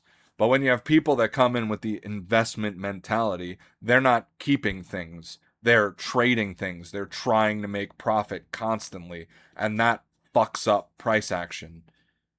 And you can no longer have the expectation, oh, if I buy this Lapras for $50, it will eventually be worth whatever. Because if everyone has that expectation, it never becomes reality because it's all, no one's buying based on interest. They're buying based on investment opportunity, which doesn't exist if that's the only form of demand. Because while people love to talk about supply and demand, they don't like to talk about the separate different types of supply and demand, which, greed being one of them. When these people are buying, when they're scalping Pokemon cards at Target, and the most expensive one will cost around $600. That's sick, man. I love hearing stories about come ups. As long as you didn't scam anybody, it's always great to hear that somebody got, a great deal on something. Like, say what you will, but when someone gets a crazy find at a garage sale or something, now this is in the case of them not knowing what they purchased, and then they go somewhere and find out that it's worth a bunch of money, like that's awesome. Like, good for that person. Now, if you're someone that's explicitly going to rip off people like garage sales is, then you're a scumbag, and that's its own conversation. But, you know, I don't know. I've gotten a lot of great deals on Pokemon cards, dude. Like, when I offered the service of like going to people's house and like going through curating their collections and then buying it off of them, one of the advantages to that was I could pay like 70%. And like most vendors are paying 80%. In some cases, it'd be even like closer to 60% because some of these people, it's like their childhood cards, like they're very, very damaged. And like selling those has its own degree of risks and problems associated with it. So now I'm paying 50, 60% on collections. So I got great deals like that. But I'm also not someone that does that professionally. It's not my living. I usually buy cards that I want and things that I do with, and that's, that. But again, going into just rarity, like even just collecting all of these golds from Boston 18, these are incredibly rare stickers. I mean, like there's only like 2 or 3 of these for sale at a given time, depending on which name it is. Now, some of them are more rare than others, but like some of these, there's only 2 or 3 of them for sale at any given time. They're very, very rare.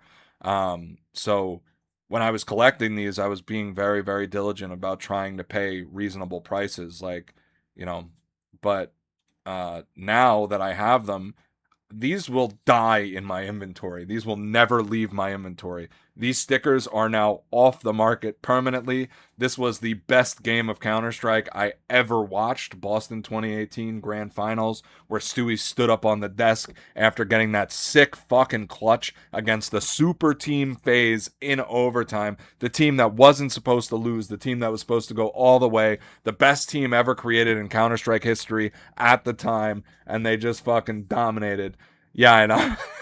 It's not even a piece of paper. It's just a digital thing. It's not even but yeah.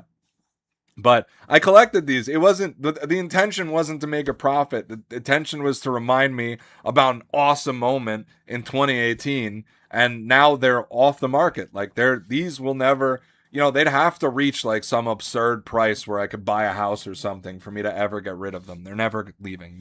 These are permanently in my inventory and no one's getting a hold of them. Period. Yeah, I remember when I was 8 watching that match with my cousin. Yeah, that match was amazing. Like, I still think it's the best game of Counter-Strike I ever played. There was some really good games at this recent major, and there's been some other really great games, but nothing on par hype-wise as that. That was just, bro, that was crazy. And then I went there to the next major the next year, and after that I started attending majors. It was really fun, really great time in my life. So when I buy these stickers, you have to understand it's not with the intention of, oh, I'm gonna make money. Oh, it's this. Oh, it's that. Oh, my inventory is worth so much. Look at me.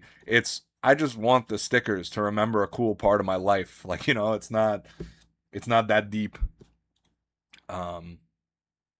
So yeah, I mean, even with this Cloud9 Boston, that's what I'm doing. It's its own thing.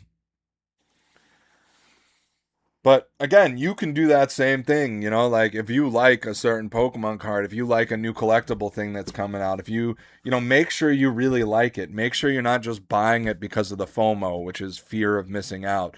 I don't know. I know you're in a different country, so I don't know if we have the same sayings, but like, don't buy things because you're scared if you don't buy it, it'll go up and be really expensive. Buy things because you like it. You think it's cool. That was an awesome moment or an awesome thing or something you liked as a kid. And like, that's how you make decisions, because when you make decisions that way, that's how you hold on to things, and when you hold on to things, that's how they gain value.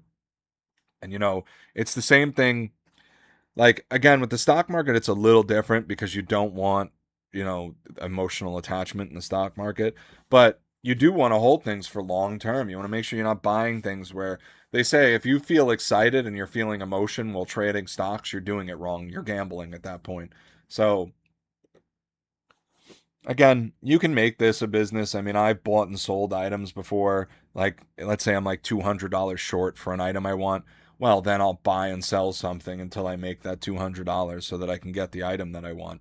But I only do that because I'm in this privileged position of having all of this stuff that I've accumulated over so long that I'm now able to say, oh, well, if I want this skin, I have stuff I can trade, I can buy and sell. I have thousands of cases and storage units that I can sell. I have, it's all well and good. And it's not something I have to think about too much anymore.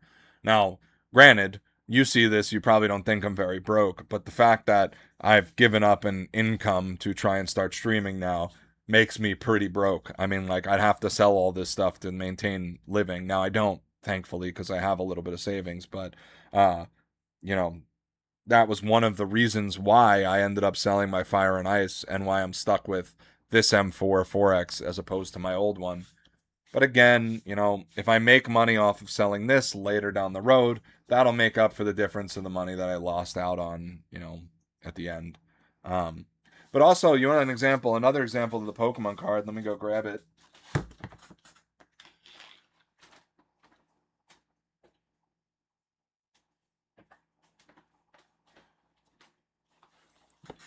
So, I don't collect a lot of modern Pokemon, but I saw this card. I thought it was funny and kooky looking and cool, and I bought it.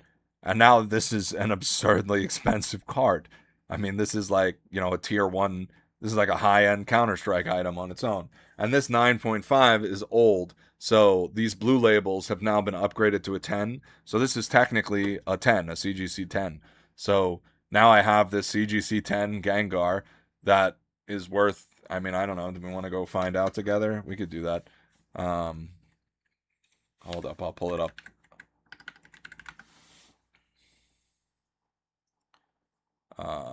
Let's share.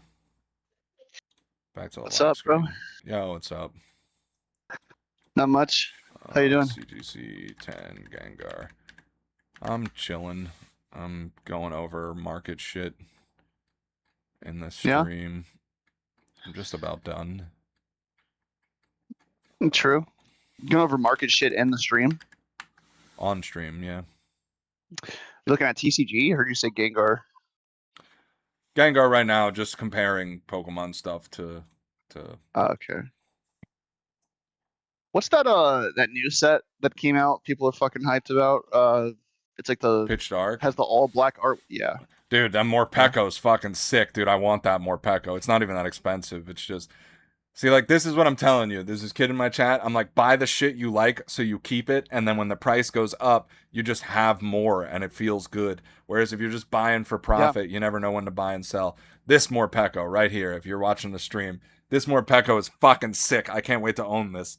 I don't know when I'm gonna own Oh, it, but I will own this because this is a fucking funny card. And then going for the skin.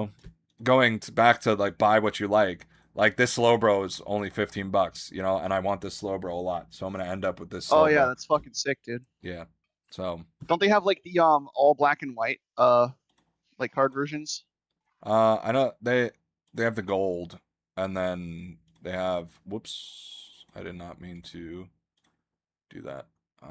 Maybe I was just looking at it weird. I thought they had. Oh yeah, they do. Yeah, there's like all black and white chase cards in that set. Mega Darkrai. Yeah, it's just a Mega Darkrai though. I don't think unless there's other ones. I don't think so. It's like the card art is like black and white with like a little bit of color, like a tiny bit in the eyes and stuff. Yeah, But it's just a Mega Darkrai though. I okay, don't think there's any other one that's crazy. true. That might have been what I was looking at because it reminds me of the Innistrad Midnight Hunt set that MTG did, where all the like alt arts were like complete black and white. Like, that shit was fucking cool. Yeah. I know what you're talking about. I had to think about it. I That's think what I'm it gonna reminds me of. buy that Miku secret layer deck. Uh, Yeah, I was gonna respond to that in the disc. I think that is something they should have been doing from the get go yeah, I know. with that stuff. 100% they should have been fucking. Like there's absolutely no way that these people don't understand that these products will get scalped. Like they have to understand that. And It's it's fu- so anti-consumer that I don't even get it. I don't get why they choose to do it. It's to create the false scarcity, to keep the hype, to keep the FOMO going, to keep the game interesting, even though they don't need to do it at all. And you're right. It's just like, it's the same thing that's going on with the fucking Counter-Strike stuff right now, where they thought, oh, well, if we make this like the price goes up, the more people buy it, then like that'll work as a pseudo supply and demand. But the issue is the supply is unlimited until you discontinue the item. So like it doesn't Yeah. fucking work like that, and people realize that, and they realize that they're not worth what they're charging, and it just kind of created a whole fucking mess. If I ever come up that way, man, we should play some DC card game. Somewhat. DC DBG. It's a deck building game. I have all the expansions. I've been following them. Me and Kurz have been for a while. It's really fucking fun, but it's something you got to kind of play in person. All The right, word. cards on I'd that are check it really out. fucking cool too. Yo, hold up. These Yu-Gi-Oh! I haven't looked at some of the new Yu-Gi-Oh! Full arts. They're actually kind of fucking sick. Where's your pants? Oh, there goes. My daughter just came running by with her teddy bear riding the bike, her pushing the bike, and I don't know where her pants are. Oh, nice. Yeah, she's something else, man. She definitely got a lot of dad in the gene pool. Let me see. It doesn't Final Fantasy have a trading card game? Yeah. Let's see. I'm gonna God, we've find some gotten Magic so far Valley off now. topic, but it's okay. Sorry, Final yeah, my Fantasy. bad. I No, didn't it's mean to come in fine. and like Uh, commandeer the stream. it's okay. We were already going this way. Yeah. Wow. I mean, sure. All these fucking Oh, weird Japanese one-of card games have these crazy expensive cards. so there is an FFTCG. I've never fucking played it. Yep. There's a lot of stuff for it though. I think there's Two-player starter multiple. set. So how does it play? Is it a resource-based card game? Let me see. One set, starter set, It looks enjoyed. like it plays like it looks like it plays like One Piece. How does One Piece play? Um, some variation of you get characters with base power, and there's cards to increase that power, and you attack some sort of leader, and then when the leader dies, you lose. And however that system works. Okay, yeah, Uh, but I I can't get say it. that for certain. I'm just looking at the card, reading the card, and seeing what. That's like how a lot of like living card games play. It's like you have enemies that you have to fight, and once they're all dead, like you beat the round or whatever.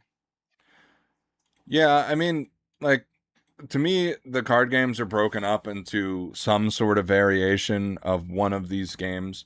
So it's either Pokemon. It either plays like Pokemon. It either plays Digimon, or it either plays like Magic. Like there's always some sort of variation. So like One Piece is a combination of Magic and Pokemon. That's what it plays like. You have colors for the type of deck that you're playing. You have a resource pool in the form of Don, which essentially works like mana. And the first player gets one Don, and then the second player gets two. And then from there, every turn you add two more Don, up to 10 Don. And then that's the maximum amount of mana you can have. And then that's your resource. And then as you attack into your enemy. And when your enemy takes damage, you get a prize card, which is what they took from Pokemon. But Pokemon is also more of a solitaire type game because Pokemon has to be so child friendly that you can't actually be fighting each other. So like the prize cards are more of like the winning, like you gain more off of them than it actually feels like you're losing, and then when you're out of prize cards you lose. So like that's the form of Pokemon. Lorcana is like again a mix of Pokemon and some other game. Um, Flesh and Blood works a lot like Magic. There's just like a lot of these have like overarching themes. And then you have like really crazy games like what was the name of the game? Shadowverse, which like your leader is on your phone and your phone has like the I stats remember and that. shit for your leader, and that's like its Yeah. whole thing. And then the whole game is just waifu cards. Uh, Well, but that's all of them nowadays. yeah, I You know, I could mean, see you really getting fucking into, man, is if we actually started playing 14, you getting into Triple Triad triple and like triad. actually, yeah. So Triple Triad is the it's the card game within a game that started in FF8, but it's really fucking fun and super simple and easy to understand. And it was like the main reason people played FF8 was just to play Triple Triad. So they put it into Final Fantasy 14, and it's massive, bro. It has hundreds and hundreds and hundreds of in-game cards you can collect, and there's like rare versions and all that shit. A And some people complete get into that shit, man. A complete set of IRL triple triad cards in PSA 10 is selling for $99,000 on eBay. It's crazy. I uh, just do them in FF14, man, because then like you have to do content to get chances at some of the rare stuff, and it's like it makes farming pretty fun. that is pretty interesting. Dragon Ball Yeah, and people Super. like are straight up like Ash Ketchum. They just hang out at the Gold Saucer and like duel people all day. I like the Dragon Ball Z TCG2, speaking of it. That game's fun. Ooh, that sounds cool. Yeah, it's fun. It's kind of like complicated a little bit, but I think that's just a result of it being old.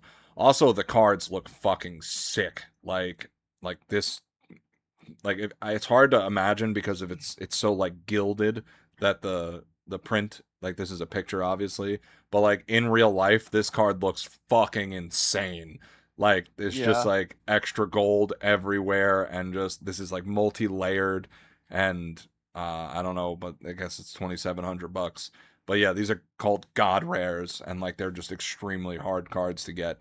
um but yeah, some of them look like really, really fucking cool, like this one, and some other ones. Where are they? Come on. They have like this signature series where like all these cards are signed by the voice actors. These are really cool. Some more fucking really sick cards.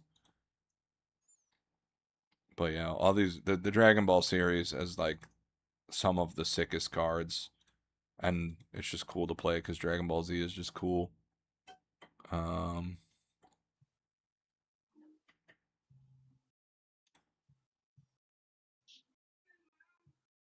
Bunny Girl Bulma, $200.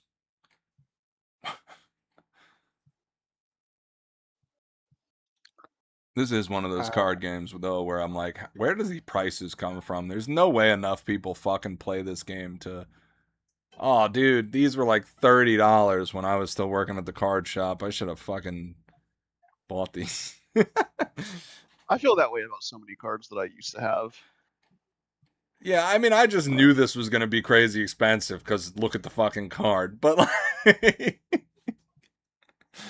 uh, but yeah, I it's funny. remember we had Skunk like went on a fucking manhunt for his Charizard recently I have because he mine. had like an actual old school Charizard. Yeah, I still have mine. It's not in great condition. It's not really worth anything in the condition I have it in, but it's still mine. It's the one I pulled from a pack as a child. You can't replace Yeah, that. yeah. His too. He has Blastoise and Dark Blastoise, That's pretty both sick. hollows. I don't have I don't have any. I have He had Mewtwo like a couple Shadowless. thousand. Like he put all his cards that he had into like that app that you just like take pictures of them and tells you it's like a Yeah. couple thousand with what he has. You got to be careful with old cards with that. Those apps are like extremely inaccurate because a lot of the times they only give you like the really good condition prices. But again, he might have had them in really good condition. I don't know. Because like yeah, in mint condition, the Charizard I have is like $10,000, but in the condition I have it in, it's like 400. uh, But yeah, the dark cards are really expensive too. Because I think I have a Dark Dragonite, and the Dark Dragonite is worth like $200 or something, even in the shit condition that I have it in. Like it's still like super Yeah. expensive. Let's see. Let's look up some old Pokemon cards. Go from the Counter-Strike market to the Pokemon market. Dark Dragonite.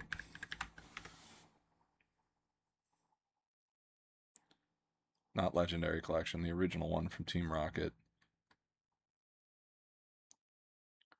Okay, mine's not that damaged. Right now, damaged is $75. Is there anyone with a decent picture? I'm gonna say mine falls onto this moderately played category where it's still like $100 for a first ed Dark Dragonite in really rough condition. Let's see. How about have the Avatar cards gone up at all? Not really. Yeah, it's out of my ballpark. I've gotten back into Well, the Magic 40K really hard Avatar recently. cards. I just got a couple new models to build. I'm going Night Lords What is that in? What? Warhammer? and 40K. Yeah. Oh yeah. Yeah, I was thinking about getting into that, but I mean, I just don't. I haven't even had time to play Magic lately, so like I've just been chilling. Um,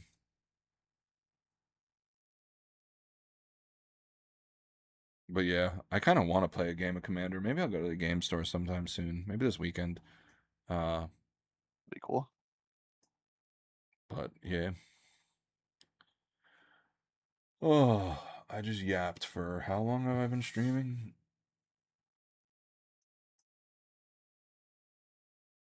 Shouldn't this say how long I've been streaming for? What the fuck? 2 hours? Damn, that's not long enough. Why do I feel like I've been talking for like ever?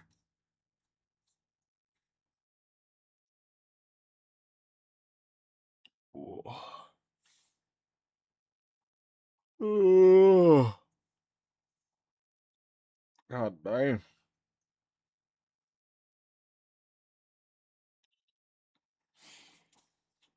Oh, now I have to go try to get my fucking rank on Face It. I don't know if I want to do that or just.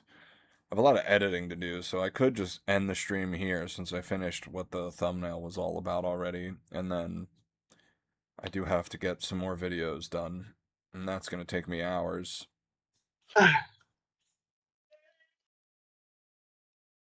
don't know, like, that's the one thing I'm struggling with. Skins content does really well, but even in this video, I feel like everything I talked about is just going to go over people's heads. Because it's all like market analytics stuff, and I'm talking about how, like, because. So, like, the way that market cap is calculated is basically like the price of every item in the game, the total of that is the market cap. The issue with that is in this game, when you trade up items, you typically lose. There's a negative ROI on trade ups. So that means every time someone does a trade up, the market cap technically goes down. Also, the newer items were like $800 each, and there was 115,000 of them. And it recently dropped by like $500. Rightfully so. But what that did is it took like $30 million, if not more, out of the market cap.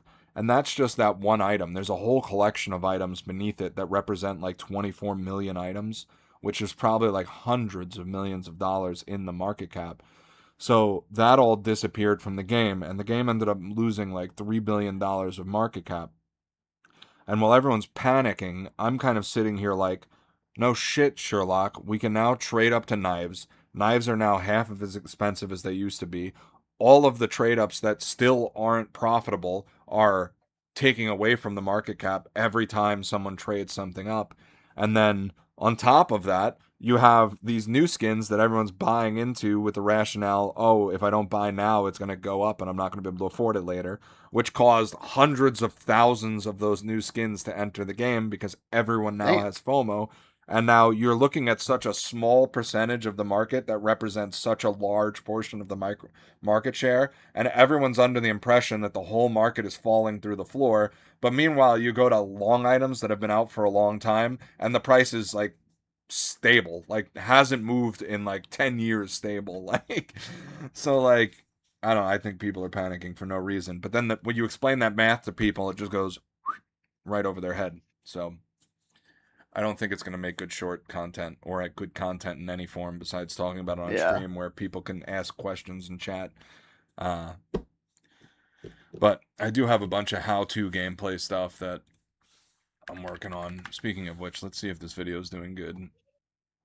1 comment, 3 likes. I wouldn't say that that's super good, but oh, I don't know. That's pretty good. Breaker's charging top or bottom. Sorry, bottom. What's the viewership look like? 2.6K views. That's pretty good, actually. That'll probably, yeah, that's gonna keep going. All right, let's see. Also, let me, you know what? Speaking of which, since we're here, let's test. Someone contested my claim that that's how you take banana on Inferno, and I want to stand here and call him an idiot in real time.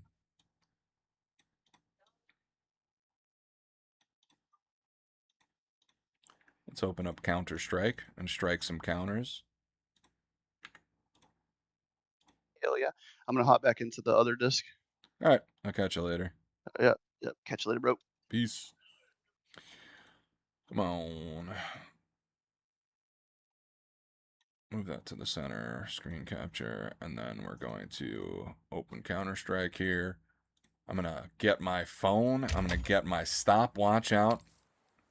I'm going to prove that this guy is an idiot. The one thing I like about how-to content is it causes a lot of engagement because people will always comment to tell you about how the way that you take banana is wrong and you're an idiot. So that is definitely a pro to that type of content. But we're going to get a stopwatch clock. There we go. Stopwatch. This is at 0 seconds. We're going to go on the T side. And I'm going to start. Can you select your spawn?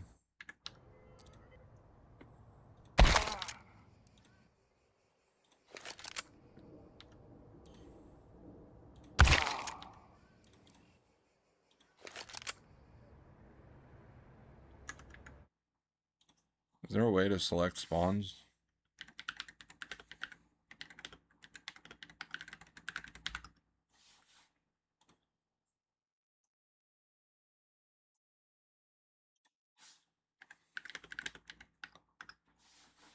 Let's see.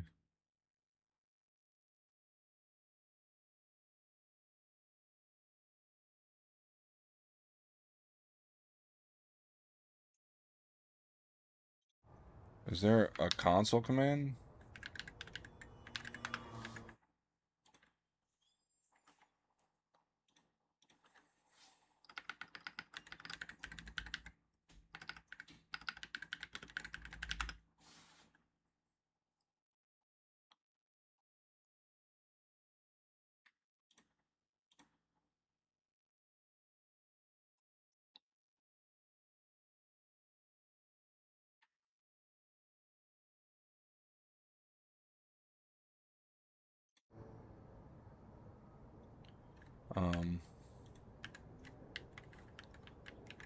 Okay, so that will enable SV cheats. And then I need to exec spawn.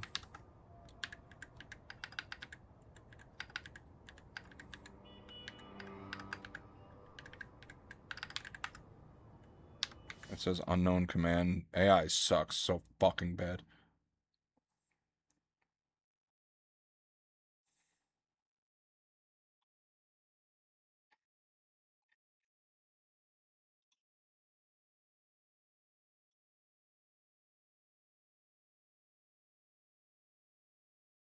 Does this guy have spawns for every... Oh, yeah, he does. Cool.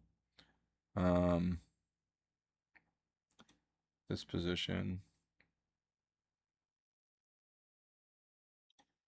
How do I know which position?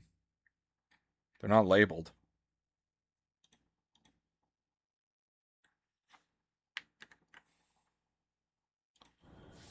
Oh, that sucks. Hopefully. Yeah. What? Why would you do it this way?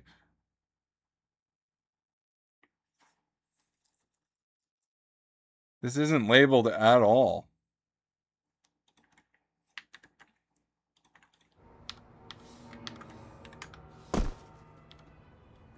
Are these even... I just want the competitive spawns. Why does he have...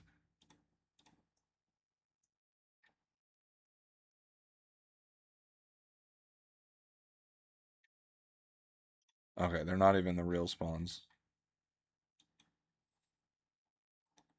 Spawn coordinates. When was this? Why do they post... Damn, this is not easy. I thought this would just be easy. I thought someone would have had to work. This is Counter-Strike. I mean...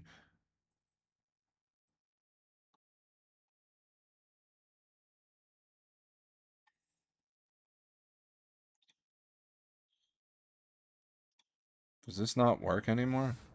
It's saying it doesn't. Doesn't work anymore. Oh my god, this is miserable. Alright, let me see if there's a workshop map. Sucks really bad, but what are you gonna do? You would think this would be a tool that exists within the game. This is like a pretty important part of the game.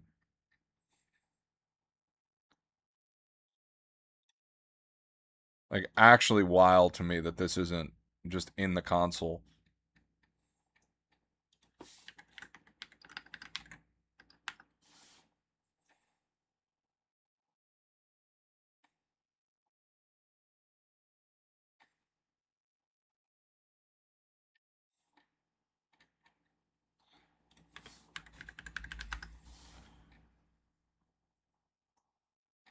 Yeah, it doesn't look like there's an easy map that you can just download either. This is a whole bunch of AI fucking garbage, dude.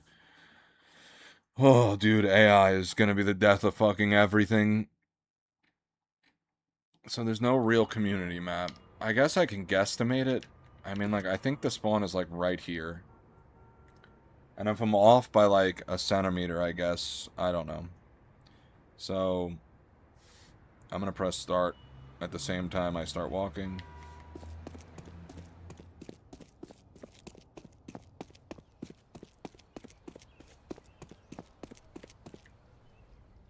Nine seconds, looks like.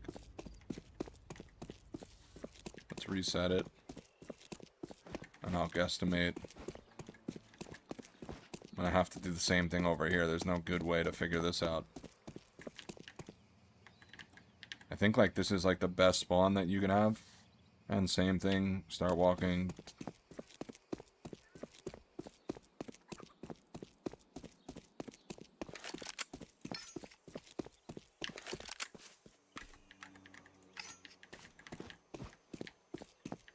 Yeah, that was, like, close to 12. I did take my pistol out. Let me try that again.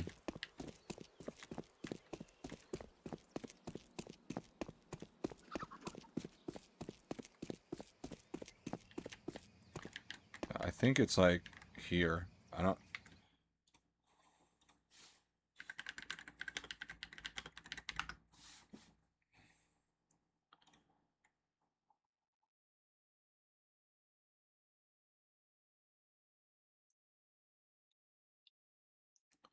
Does anyone just have a picture? I could probably figure it out that way.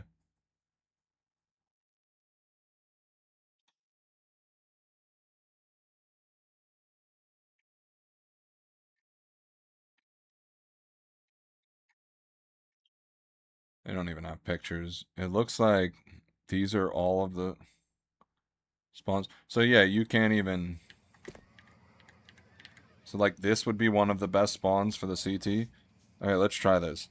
So I want to get to car. So as soon as I hit forward, I'm going to hit 3, 2, 1, go. Alright, so I'm running full speed. I'm not even going to take the gun out. So now IP car, stop. 11 seconds to get there. 11.707. So now we're on T side.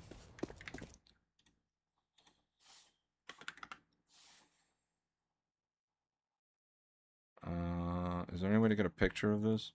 This is a picture. I think I can replicate that based on the picture. So it looks like his foot is right behind this bright white line. Let me see.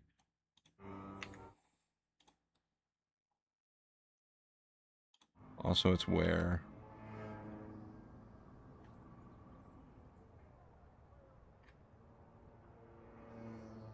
Hold up. I gotta go back and look at the picture. So right where this meets, right behind it, here. So this is the spawn. He's right. Yeah, he's right here. So this is like the best spawn. So, same thing. I'm gonna look this way. It was 11.7 seconds. And you know what? I'm even gonna buy a molly. And we will stop it when the molly blooms. So 3, 2, 1, go. Oh shit, I had the molly out. I shouldn't have done that. That slows me down.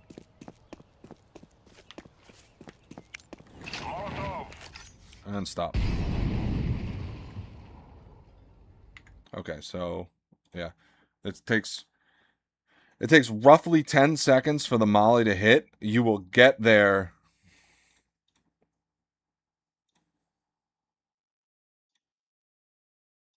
That's right. I'm going to write it down in the post as I do this. So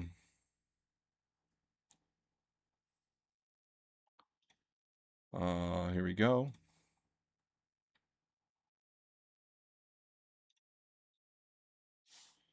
Um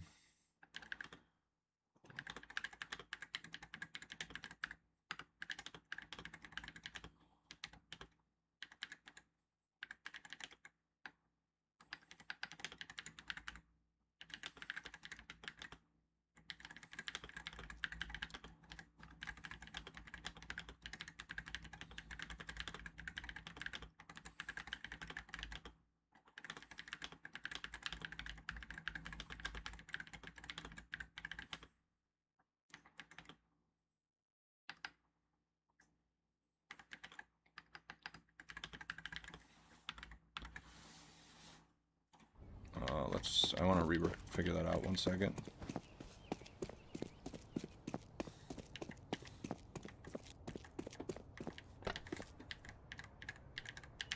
So this is the spawn. I'm going to face that way. 3, 2, 1, go.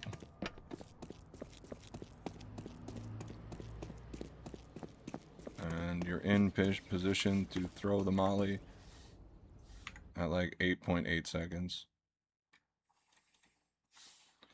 Takes 11.7 seconds to get where the molly lands.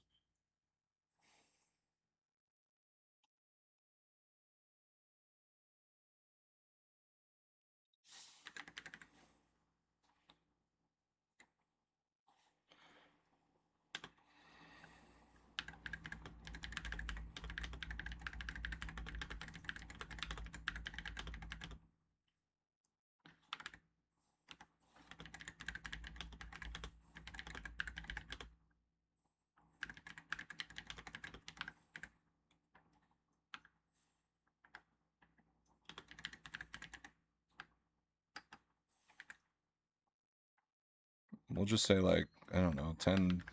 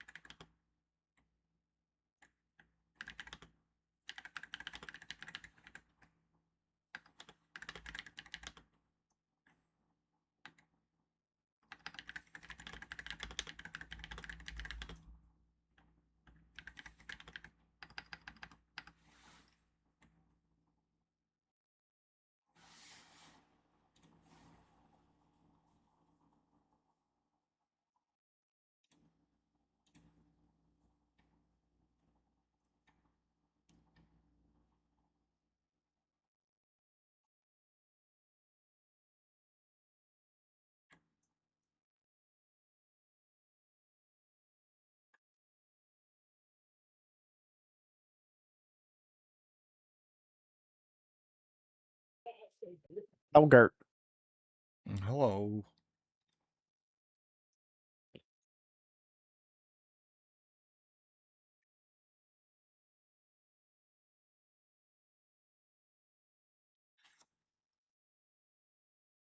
I was just testing the spawn timings for Banana on Mirage because someone was saying something about how if you do this, they're going to swing car before the molly goes off.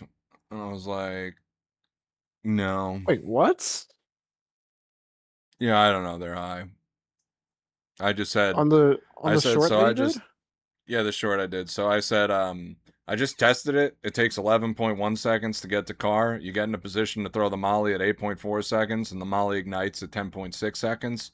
So sounds like a skill issue. Yeah, I was gonna say if you throw it at the bottom of banana, there's no chance.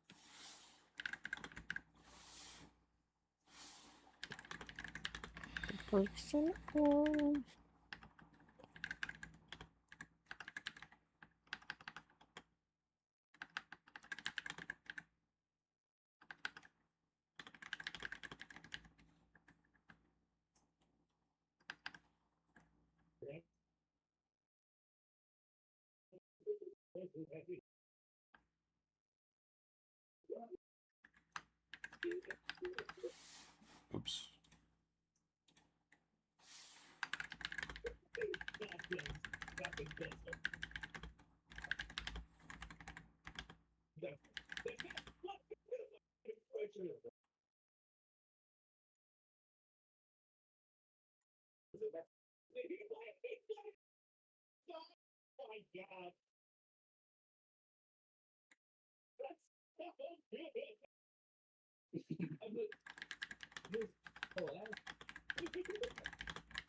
Is your YouTube doing better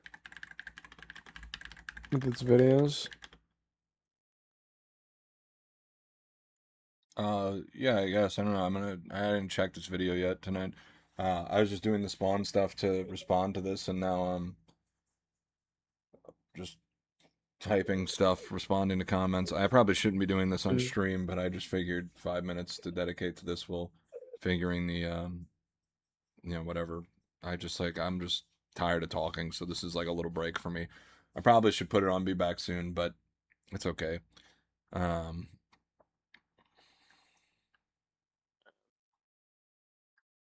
Bro, I swear everybody loves arguing with you. Of course, but that's I what feel makes for good content. Because that's engagement baiting. Yeah. That's what you want. You want people to tell you you're wrong.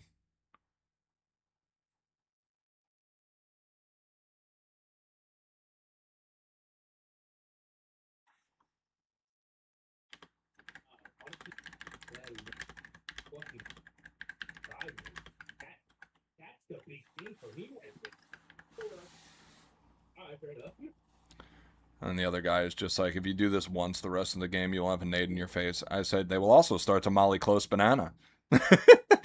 Like, not only will you have a nade in your face, but you'll have a molly in your face, too. I was like, there's no end-all be-all solution to anything in this game. It's a constant back and forth. I'm just here to give you options.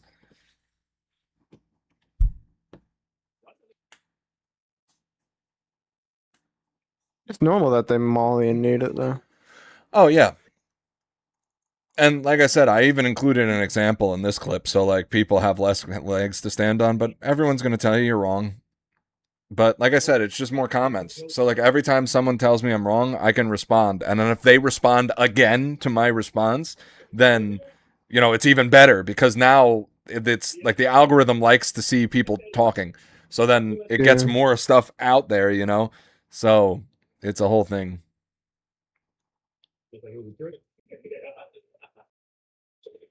Bro, I don't know why people were saying that you're wrong about if you just stay alive on site.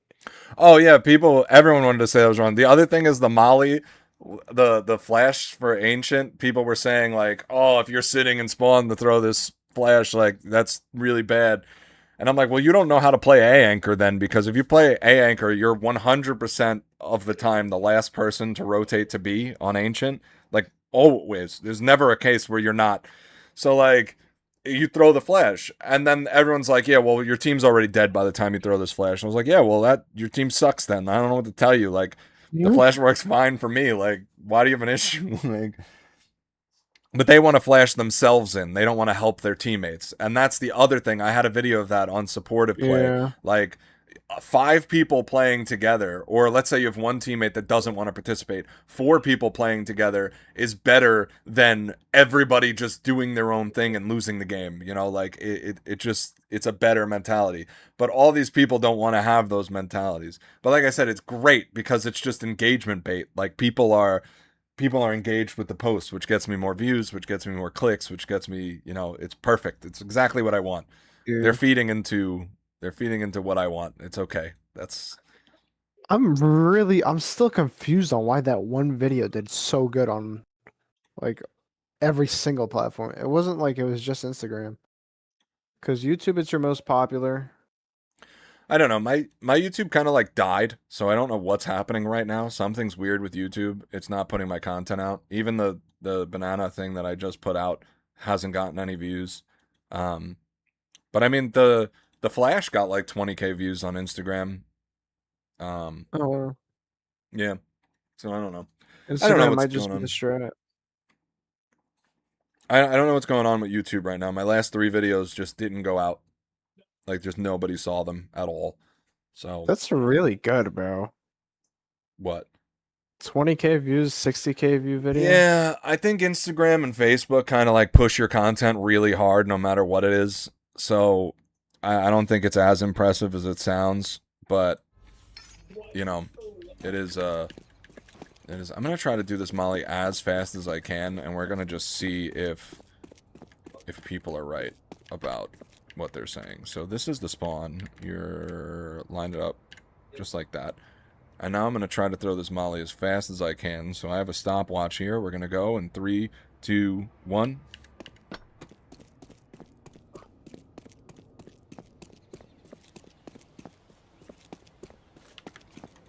I'm starting the fire. That's 11.19 seconds. And the CT spawn. So the best CT spawn is basically parallel with this wall. Let me see from the pictures I have here. It's behind... No, that's not... This is a different picture. I need modern CT spawns. There's no way to simulate spawns in this game, which is like actually frustrating me a That's lot. annoying. You used to be able to do it in CSGO, but for some reason in CS2 they removed the console command. Either that or AI is just lying to me, but either way I just don't have enough time to research it like while I'm on stream. Like people... Hold up, not all. Inferno spawn, CT. I just want the spawns. Yeah, they don't even... There's no way to...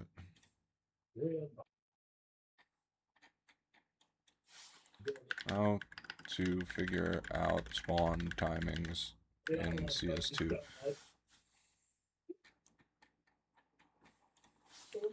In practice mode. There's no like... There's an... Yeah.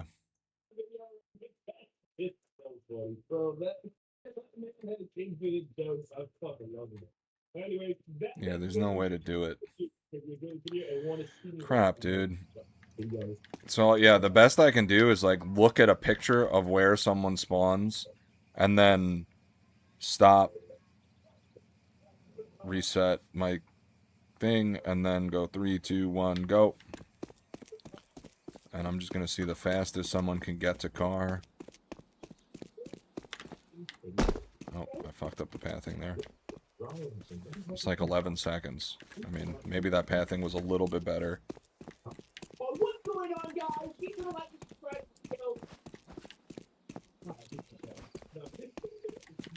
This seems to be the spawn. Alright, so 3, 2, 1, go.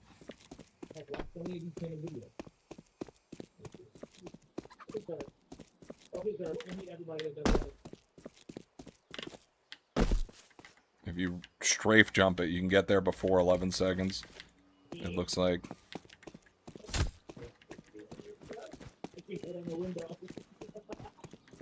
I don't know, you want to hop in this lobby, and then... Well, actually, there's no way to do it. We'd have to... Let's see. 3, 2, 1, go. This is with a different spawn. But I know for a fact this is a spawn, because I just respawned. Yeah, 11 seconds is pretty much the most consistent that I get. Meanwhile, like, this is 8 seconds. Let's see. I, like, pretty much know for absolute certain that this is the spawn. And then just... 3, 2, 1, go.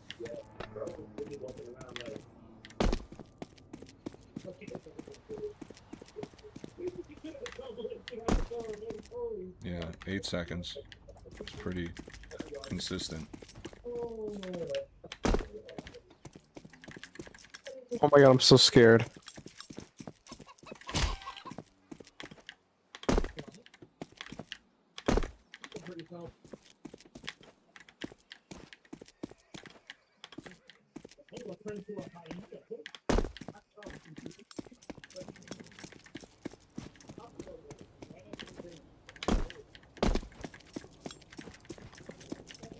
Damn, like, I'm gonna have to, like, research that. There must be a way to do it. Like, I refuse to believe that there's no console command to simulate spawns. Oh, wait, let's do this. So, I know. I know what time I can throw the molly. So what I'll do is, I'll simulate the molly being thrown. Right? Okay, so, at 8 seconds... 8.5 seconds, I'm going to throw the molly. And if I can walk long when the molly gets thrown, then this commenter's right and I'm wrong.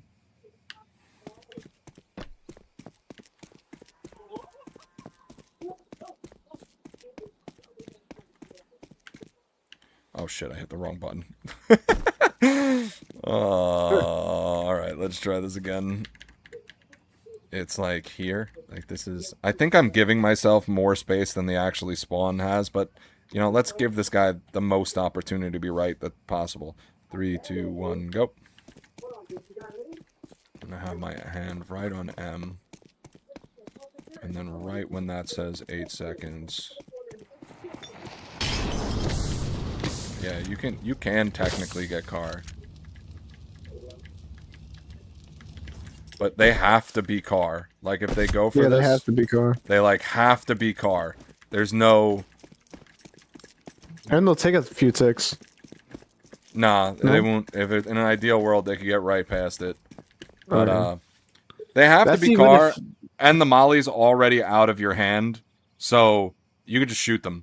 They can't leave car, right? So, like, you have the advantage in that fight. It's not... You're not disadvantaged in any way in that fight. Is that, So, and like- that's if they don't throw any util and, like, they Yeah, just sprint If they with take their out knife any out. util, if they do anything on the way there, they will burn, Yeah. and there's no way. Which is basically how every round plays out. But to his point, if, like, let's say you did this like a couple rounds in a row, and which, by the way, when I tell people to do a strategy, it's not just turn your fucking brain off and do this strategy every round, every game, because anyone's going to take advantage of you if you do that. But let's say it is a round where you throw this. The molly will already, like, so the molly comes, and now, like, and I'm peeking here. That's long enough for, and I can't leave. Like, I will die if I leave. So, like, this is a free kill. Not only that, but there's no way for me to go in front of car, because without taking a tick. I don't know how to simulate that, right? Like, while I'm standing here, but when I tested the timings earlier, there was no way to actually get here without taking a tick. So, if they're going to peek you, they have to peek car, which, you being a T, you know, you let go of this molly, and then just aim at car. And then when he peeks, you kill him. Like, it's not rocket science. Also, if he tries to retreat, there's a molly on the floor, so just fucking kill him. Like, I don't know. People will argue just for the sake of arguing. Yeah, I don't know. I know this strategy works. I know, like, you can't get by this Molly. There's no way for you to do it. Let's die. Maybe that'll get me a new spawn. Wait, did I just crack the code?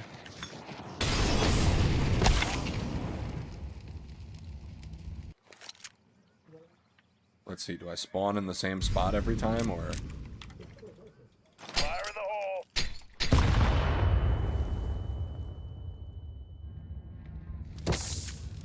Really? It really just has you spawn in the same spot every time.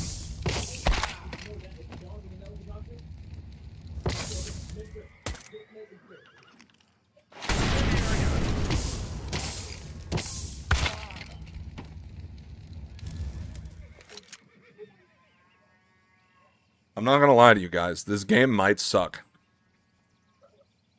They really have you spawn. So, like, not only is there no console command to show spawns anymore so that you can practice timings or smoke lineups without a workshop map, but on top of not being able to modify the spawns, if you just kill yourself to try to get a different spawn, you don't get a different spawn. You spawn in the same spot every time. So, That's so weird. this game sucks. This practice mode sucks. They improved it a little bit with, like, being able to see where your nades go and everything. Sure, that's great. But, like, me not being able to test timings to go see, but, like, how long it takes you specifically to go where on Banana is sick. Like, why wouldn't I want to be able to test that? That seems like important information that people would want to know. Why are we hiding that? Or making it impossible to figure that out? Wait, so that was a thing? So in CSGO, there was a console command that would highlight the spawns on the floor. So, like, Why well, did you they get couldn't, like, rid of adjust the spawn. You could go stand on it and then just, like, simulate, you know, like, you being at that spawn. But the console command doesn't work anymore. So, like, I have no way of knowing where the exact spawn is for this map, you know? And then if I kill myself to try to simulate, like, okay, I want a different spawn, I'm going to spawn right there where those pistols are. And it doesn't give me a different spawn. It doesn't try to put me in a different place. It's just, alright, you want to play this map? This is the only spawn you get. Yeah, I don't know. Throwing smoke.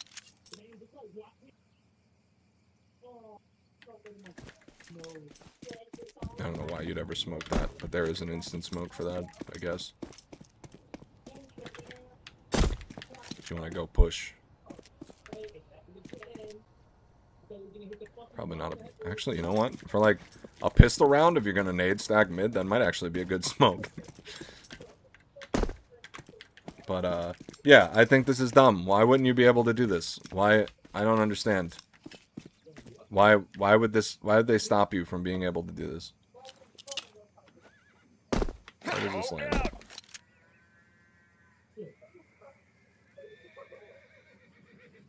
Nope, that don't work. Also, like, how am I supposed to know that this is the exact spawn? Grenade out. Like, I have to die. And then now I'm stuck with this exact spawn. This is so shit. Smoke.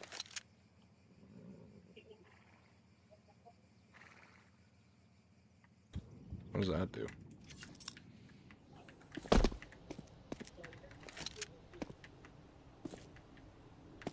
Interesting. Grenade out. I guess if you wanted to instant nade mid, this smoke's not exactly bad.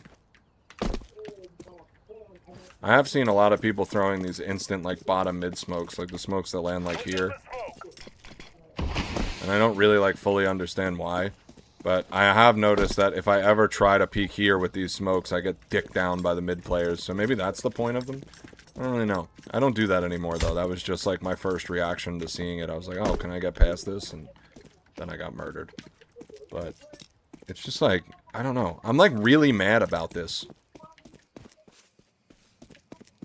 Like, I want to test spawns. Like, why can't I test spawns? Let me, you know what? Maybe the instant smoke maps let you move around freely. If they don't, then it's all fucked. Let's see. Workshop.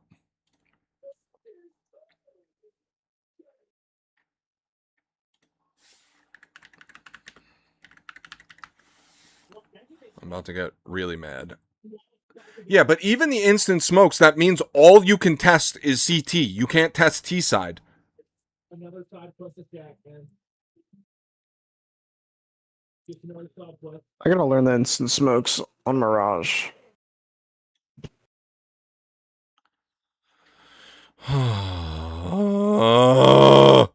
Sorry. You know?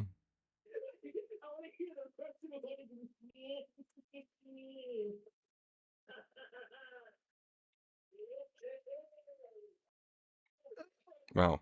Is there actually, like, no good instant smoke maps?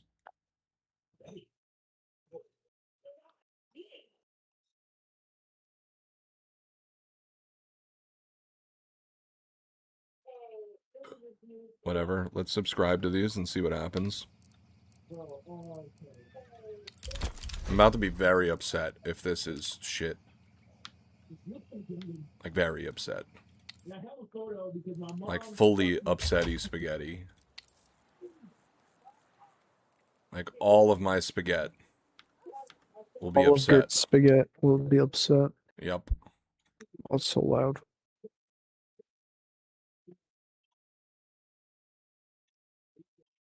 My spaghetti will be the most upset. The most upset spaghetti that was ever got. Get it.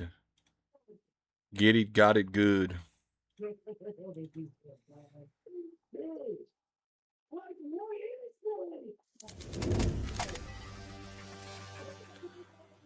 Alright, if these maps don't work, I'm throwing myself off a bridge. See you later.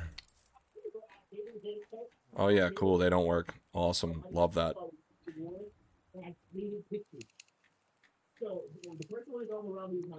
So, if you don't know the instant smokes, you just go fuck yourself. That's how Counter-Strike 2... Too bad, so sad. Right? Like, what the fuck? Is this real? This can't be real. What? That you can't learn the instant smokes anymore? For Mirage, there is. I just downloaded it. My items, subscribed items. Which one is it? Is it... Do you know the name of the map? Or whose it is? Hold up. Let me go back. Oh, wait.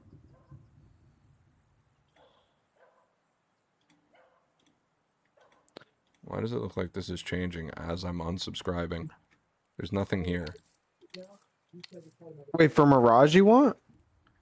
I'm just curious if it's the same one I just downloaded that's not appearing on my screen. By Linder. Okay, yeah, that's not... It's not the one that I just got. My items, subscribed items. I don't know, I'm just gonna unsubscribe to all these.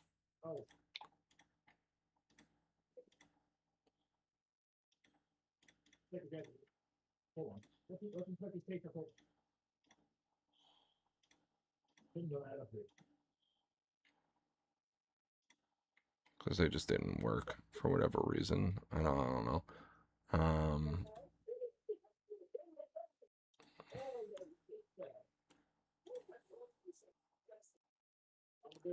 Alright, let's try this again.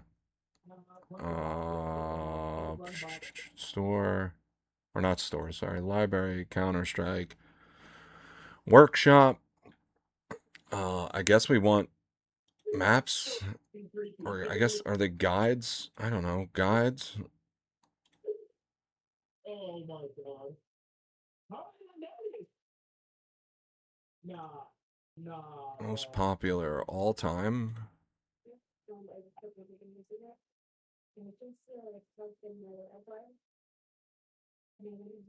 Eileen. It's just not working.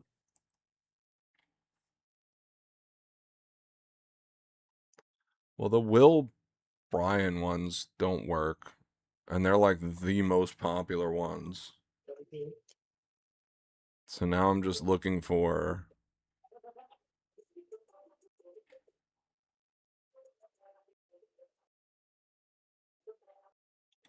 Dude, like all of this AI fucking garbage, dude.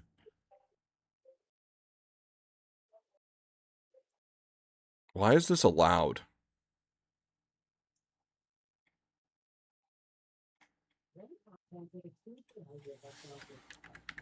Smokes. Mirage 30 plus smokes. And W jump throw.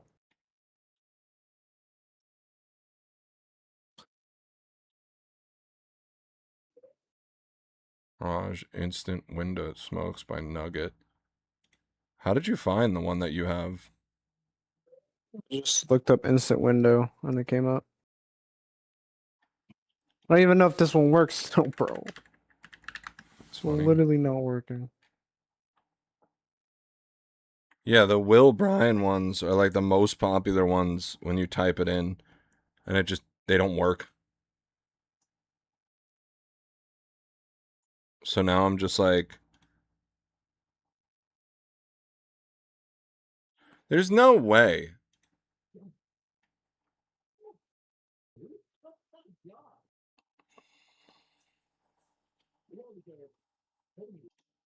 Let me see if it's this one. Okay, this one works. Let me see if this is the old one that I used to have. Or is everything just fucking shit now? Did Counter-Strike like really ruin the...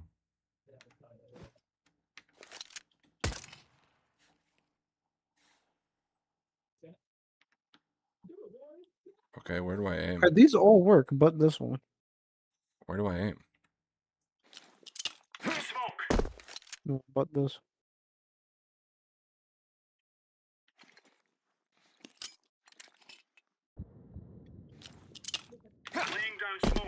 This doesn't tell me where to aim, but I know where to aim, so it works. But it's just funny. Okay, now it's telling me where to aim.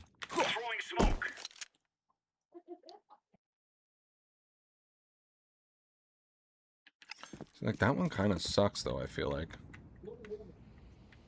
Oh, no, it works. Alright, the Leander one actually works pretty well.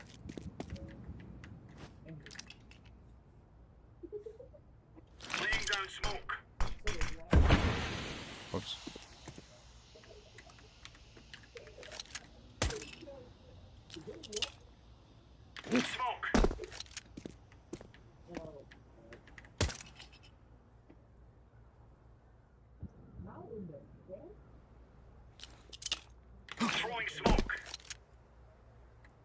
Alright, that one didn't work. The 2-position one. This isn't... Oh, never mind, it does work.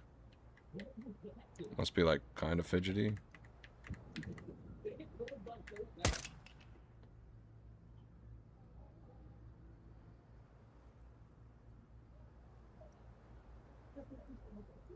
Trying to see, like, if there's something I could aim at that, like, makes this...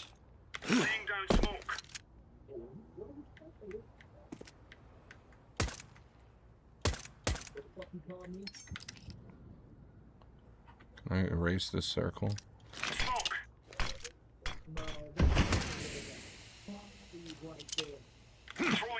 This one.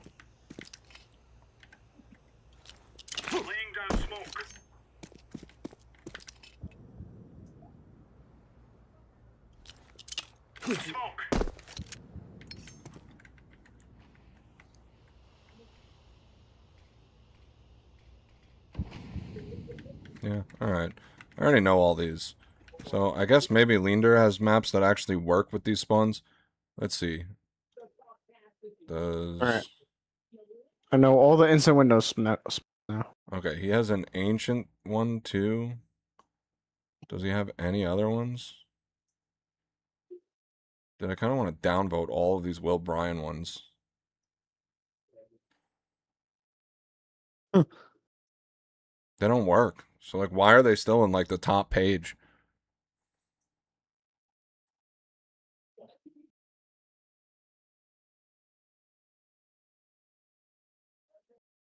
Yeah, he only has Ancient and Mirage. That's a shame because these maps actually work. Only up for Counter-Strike, training, warm-up, agent hub, train utility, learn smokes, mollies, and flashes in this interactive training map. For train, overpass, those maps aren't real anymore.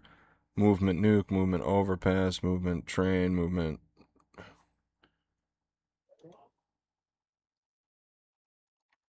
Aim arena, shore. I don't care about those. I want to know. Oh, these maps. These are the ones I used to have.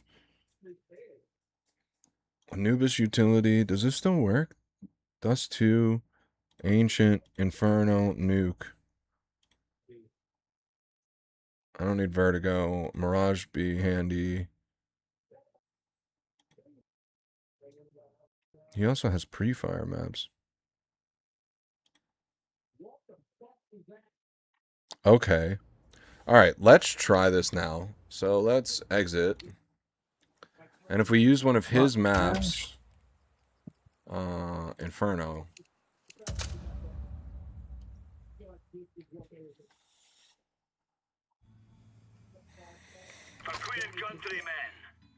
Okay.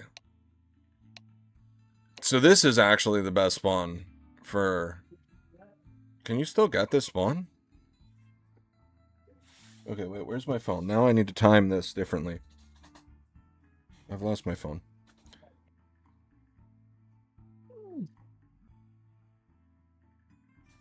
Clock. So now you can probably get ahead of this further than... 1, 3, 2, 1, go.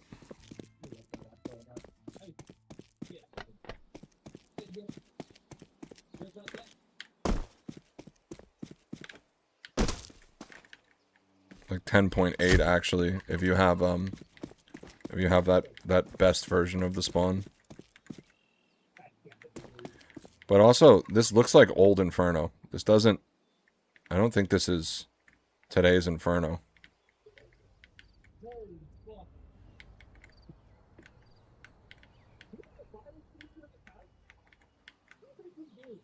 Am I wrong? Or is it just because of the lighting?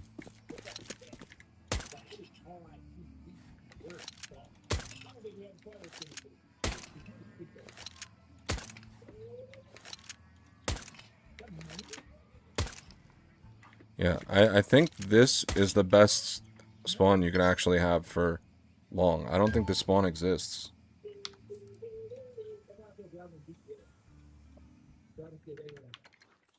Grenade out. Smoke.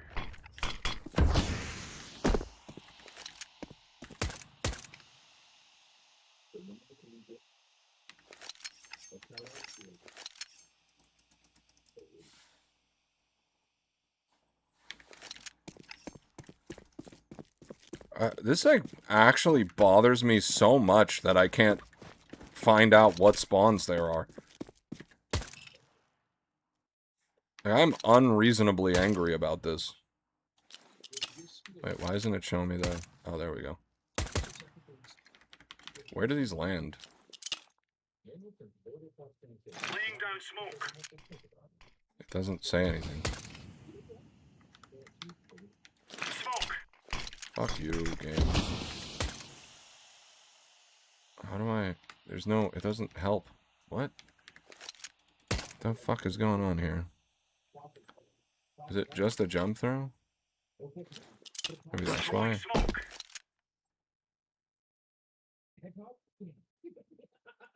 Maybe W jump throw? Smoke.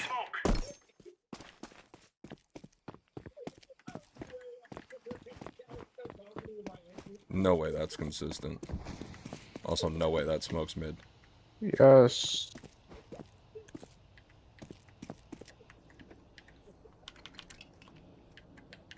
Moto? How do I line this up? I put the 1Y at the bottom. Laying down smoke. Fair enough. I don't ever feel like I need to smoke Moto from there, though.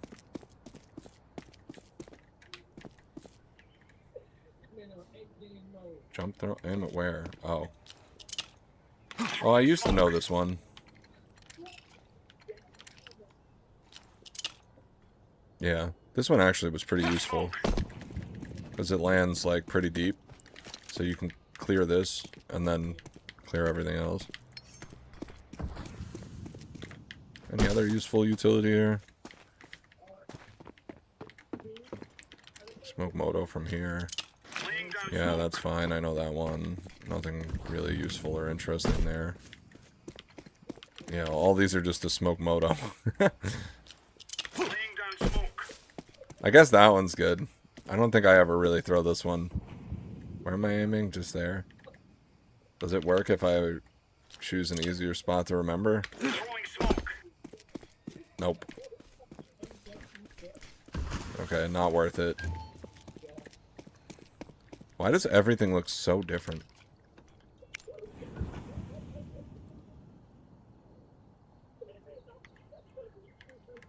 I guess you need to be over. Incendiary out. Or does it want me to aim there? Throwing fire. That definitely only works with the T-Molly. There's no way that this works with a CT Molly.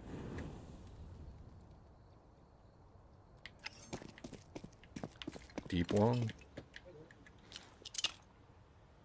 Smoke. That seems pretty fucking useless, I'm not gonna lie to you. Alright, let's see. Banana?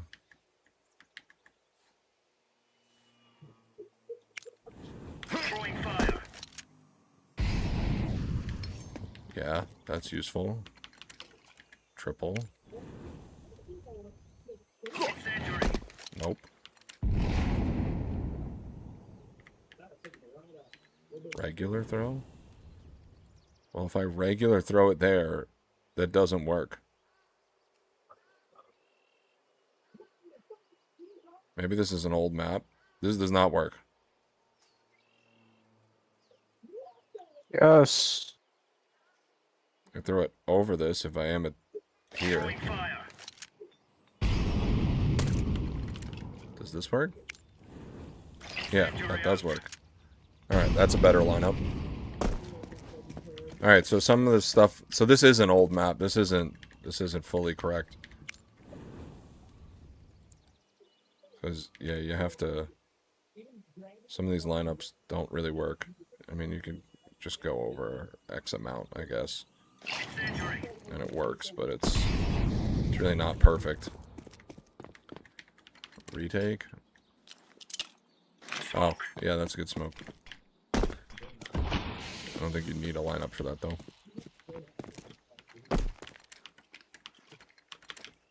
How would you get up here without dying for a retake? Also, where the fuck? You're pushing banana. Okay, that's fair.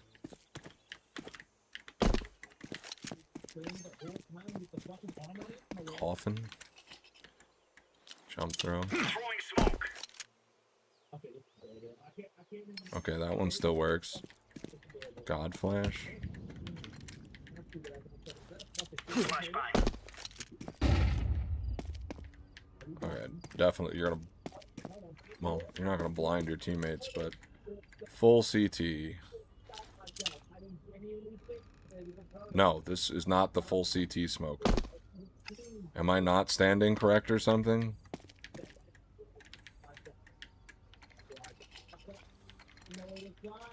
I don't remember the lineup for the full CT smoke, actually. I should probably learn that.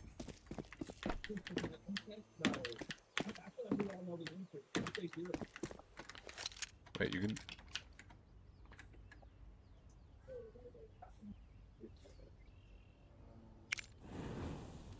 Throwing fire. Okay. I don't know how you're gonna line that up consistently, but...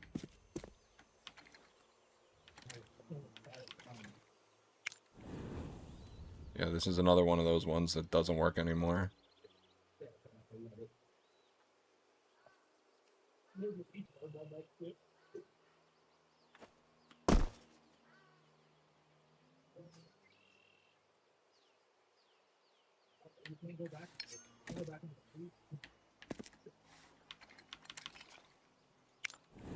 Yeah, that definitely doesn't work anymore.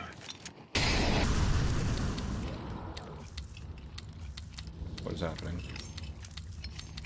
Oh, because the molly's fucking hitting this thing. Oh, that's funny. Alright, so this map is a little bit old. But, yeah. And that's probably explains why I got a spawn that doesn't exist anymore. Okay, yeah. So that makes sense. Yeah, my timings are correct. I'm sticking with my timings. They're probably correct. This is a dated map. Probably pre-animograph, because look, it still doesn't even this button that's supposed to restore the functionality of my skins doesn't work. Oh. Alright, well, the practice mode in Counter-Strike has gotten significantly worse since CS2, which I think is partially in fault to all the changes, but like, not having console commands to test spawns feels really bad. Like, what am I... You're just supposed to learn the timings in-game, and like, again, like, this is a competitive game. Like, being able to practice stuff should be quintessential to the health of the game. So, like, Quintessential.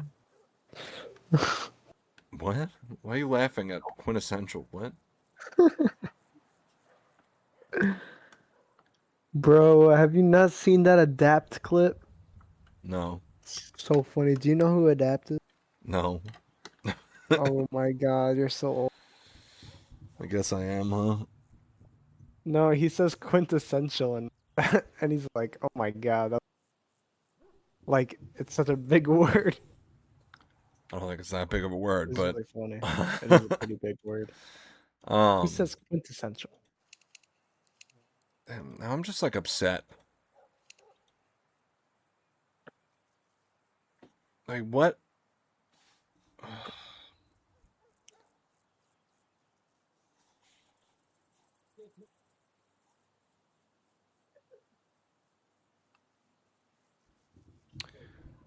Huh, I don't know. I don't know what I'm gonna maybe alright, more research is gonna be required for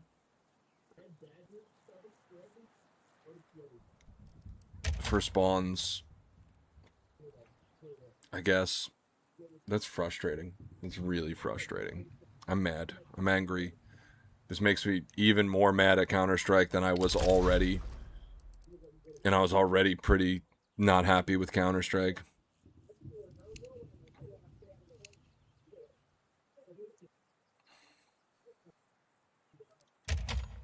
This bum little game.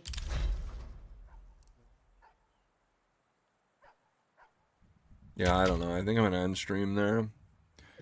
We talked about skins, we talked about Pokemon cards, we talked about fucking everything, and now I'm just angry that this game...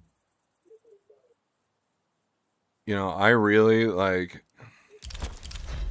You put the rose-tinted glasses on, because you're like, oh, they have all these cool features for lining up util, they have all these cool features for doing this. And, like... You see all the shiny new stuff, and you don't realize what they actually took away from you.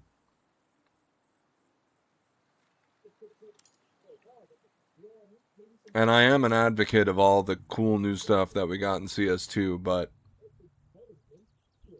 taking away the ability to see spawns and practice timings, like, that's, like, kind of fucking, I don't know.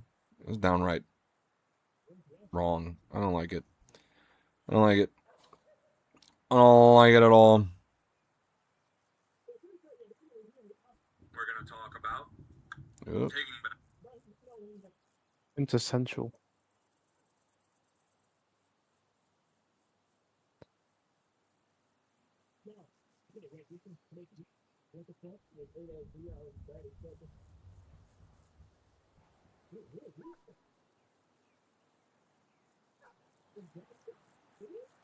This guy posted 2 more comments about the he called me low IQ.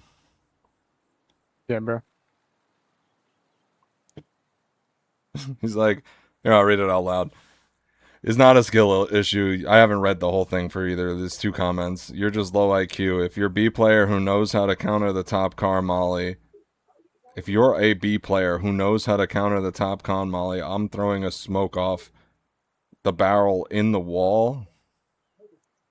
I'm throwing a smoke off the barrel in the wall, throwing a flash in front of car and swinging that smoke will counter the molly instantly and not do any damage. Is this English? It's not a skill issue. You're just low IQ, period. If you're a B player who knows how to counter the top car molly, period. That's not proper sentence structure. I'm throwing a smoke. You're going from your to I now. I'm throwing a smoke off the barrel in the wall. I'm not sure what he means by that. And then throwing a flash in front of the car. And then swinging. So he's going to flash himself and smoke banana and push the smoke. Is what I'm getting from this. The smoke will counter the molly instantly. I don't know how he's smoking car, but somehow it's stopping the deep molly banana and not do any You're- damage, creating you're a low gap IQ, to you kill wouldn't understand. banana players with a Z. Not to mention, good BCT players are going to destroy you with mollies and nades. Sorry, that was a reading issue on my part, not his writing. I just read that wrong. Best way to close banner control is to throw the Carrigan half-wall smoke to dissolve CT top car pre-molly. Then you can molly sandbags, top car, or flash them off for control. You showed how to take top car, but you didn't show how to counter CT nades, which is going to stop you or take your HP to 50 or below. What? The nades miss. I literally show a clip at the end that shows the nades missing. So either this guy didn't watch the full video or like, oh, he has this poor of grammar and both of these comments are edited. That's something. That's I'm almost impressed.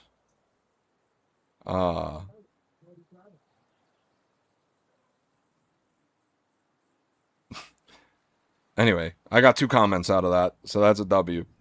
Good.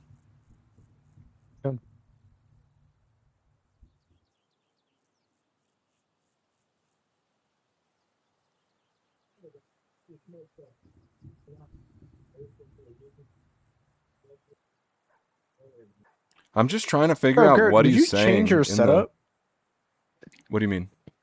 I feel like last time I saw it, it was like so clean. I don't know. Like I don't know.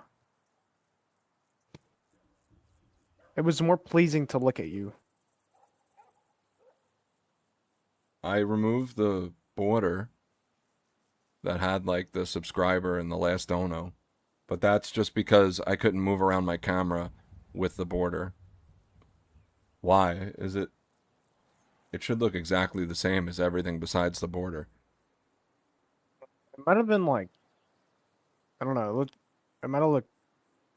Oh my god, I can't speak. It might have been because it was brighter outside or whatever. Just looked brighter and new. I mean, like, I have this light, but like if I turn the light all the way up, then I become like very overexposed. Like now my face is shining. I am Jesus. So I just leave the light all the way down. It kind of just looks alright.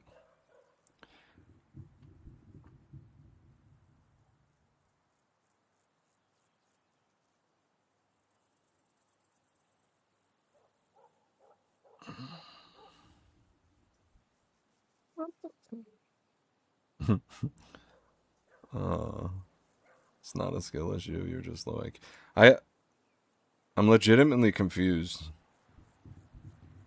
as to what this guy means. Off the barrel in the wall. Throwing a flash in front of car and swinging. Is he thinking that he got to car already? Which, sure, would be possible, but then I'm just spraying you through the wood. I don't understand.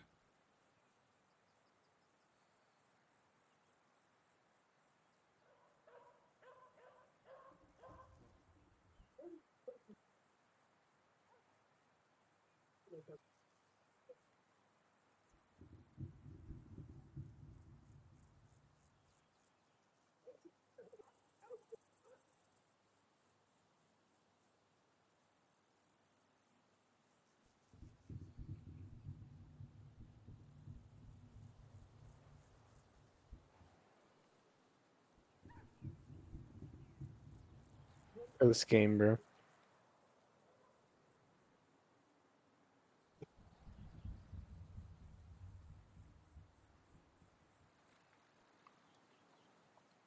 Maybe I'll respond to him again tomorrow and get another comment. Push the video even further.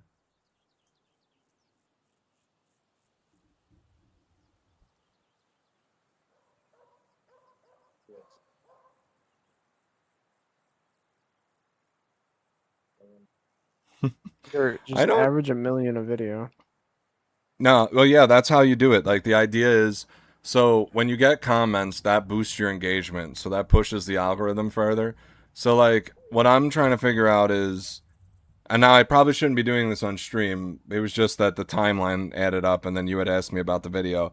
But, anyway, so I'm thinking, like, you know, all right, so if I comment tomorrow and this guy's also pissed off, but also, what type of person do you need to be to just go around being negative on anything? Like, there's always those people on Reddit where, like the most recent post was, I made a post about all the weird accounts on Faceit. I wasn't even complaining about winning or losing or, like, you know, anything like that. I didn't mention winning, losing. I didn't mention. All I said was, what's the deal with all of these accounts that are like Faceit 8 through 10, 6, whatever, and they're brand new accounts with no purchase history, no other games besides Counter-Strike. Some of them haven't even purchased the whatchamacallit, Matt, the trust factor thing that you get, the $15. I don't even remember. Other ones, like, barely have played the game at all. And I'm just like, what are these accounts? Like, that's all I asked on Reddit.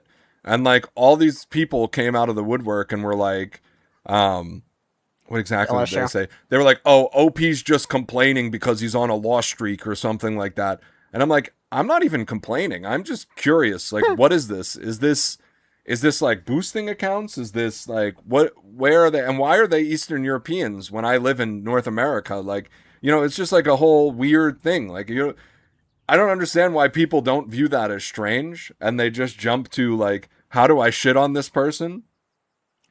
And I mean, like, look, I don't know what's going on in people's lives, but if the best use of your time is just to go into, you know, other people doing their own thing and just argue with them for no reason, then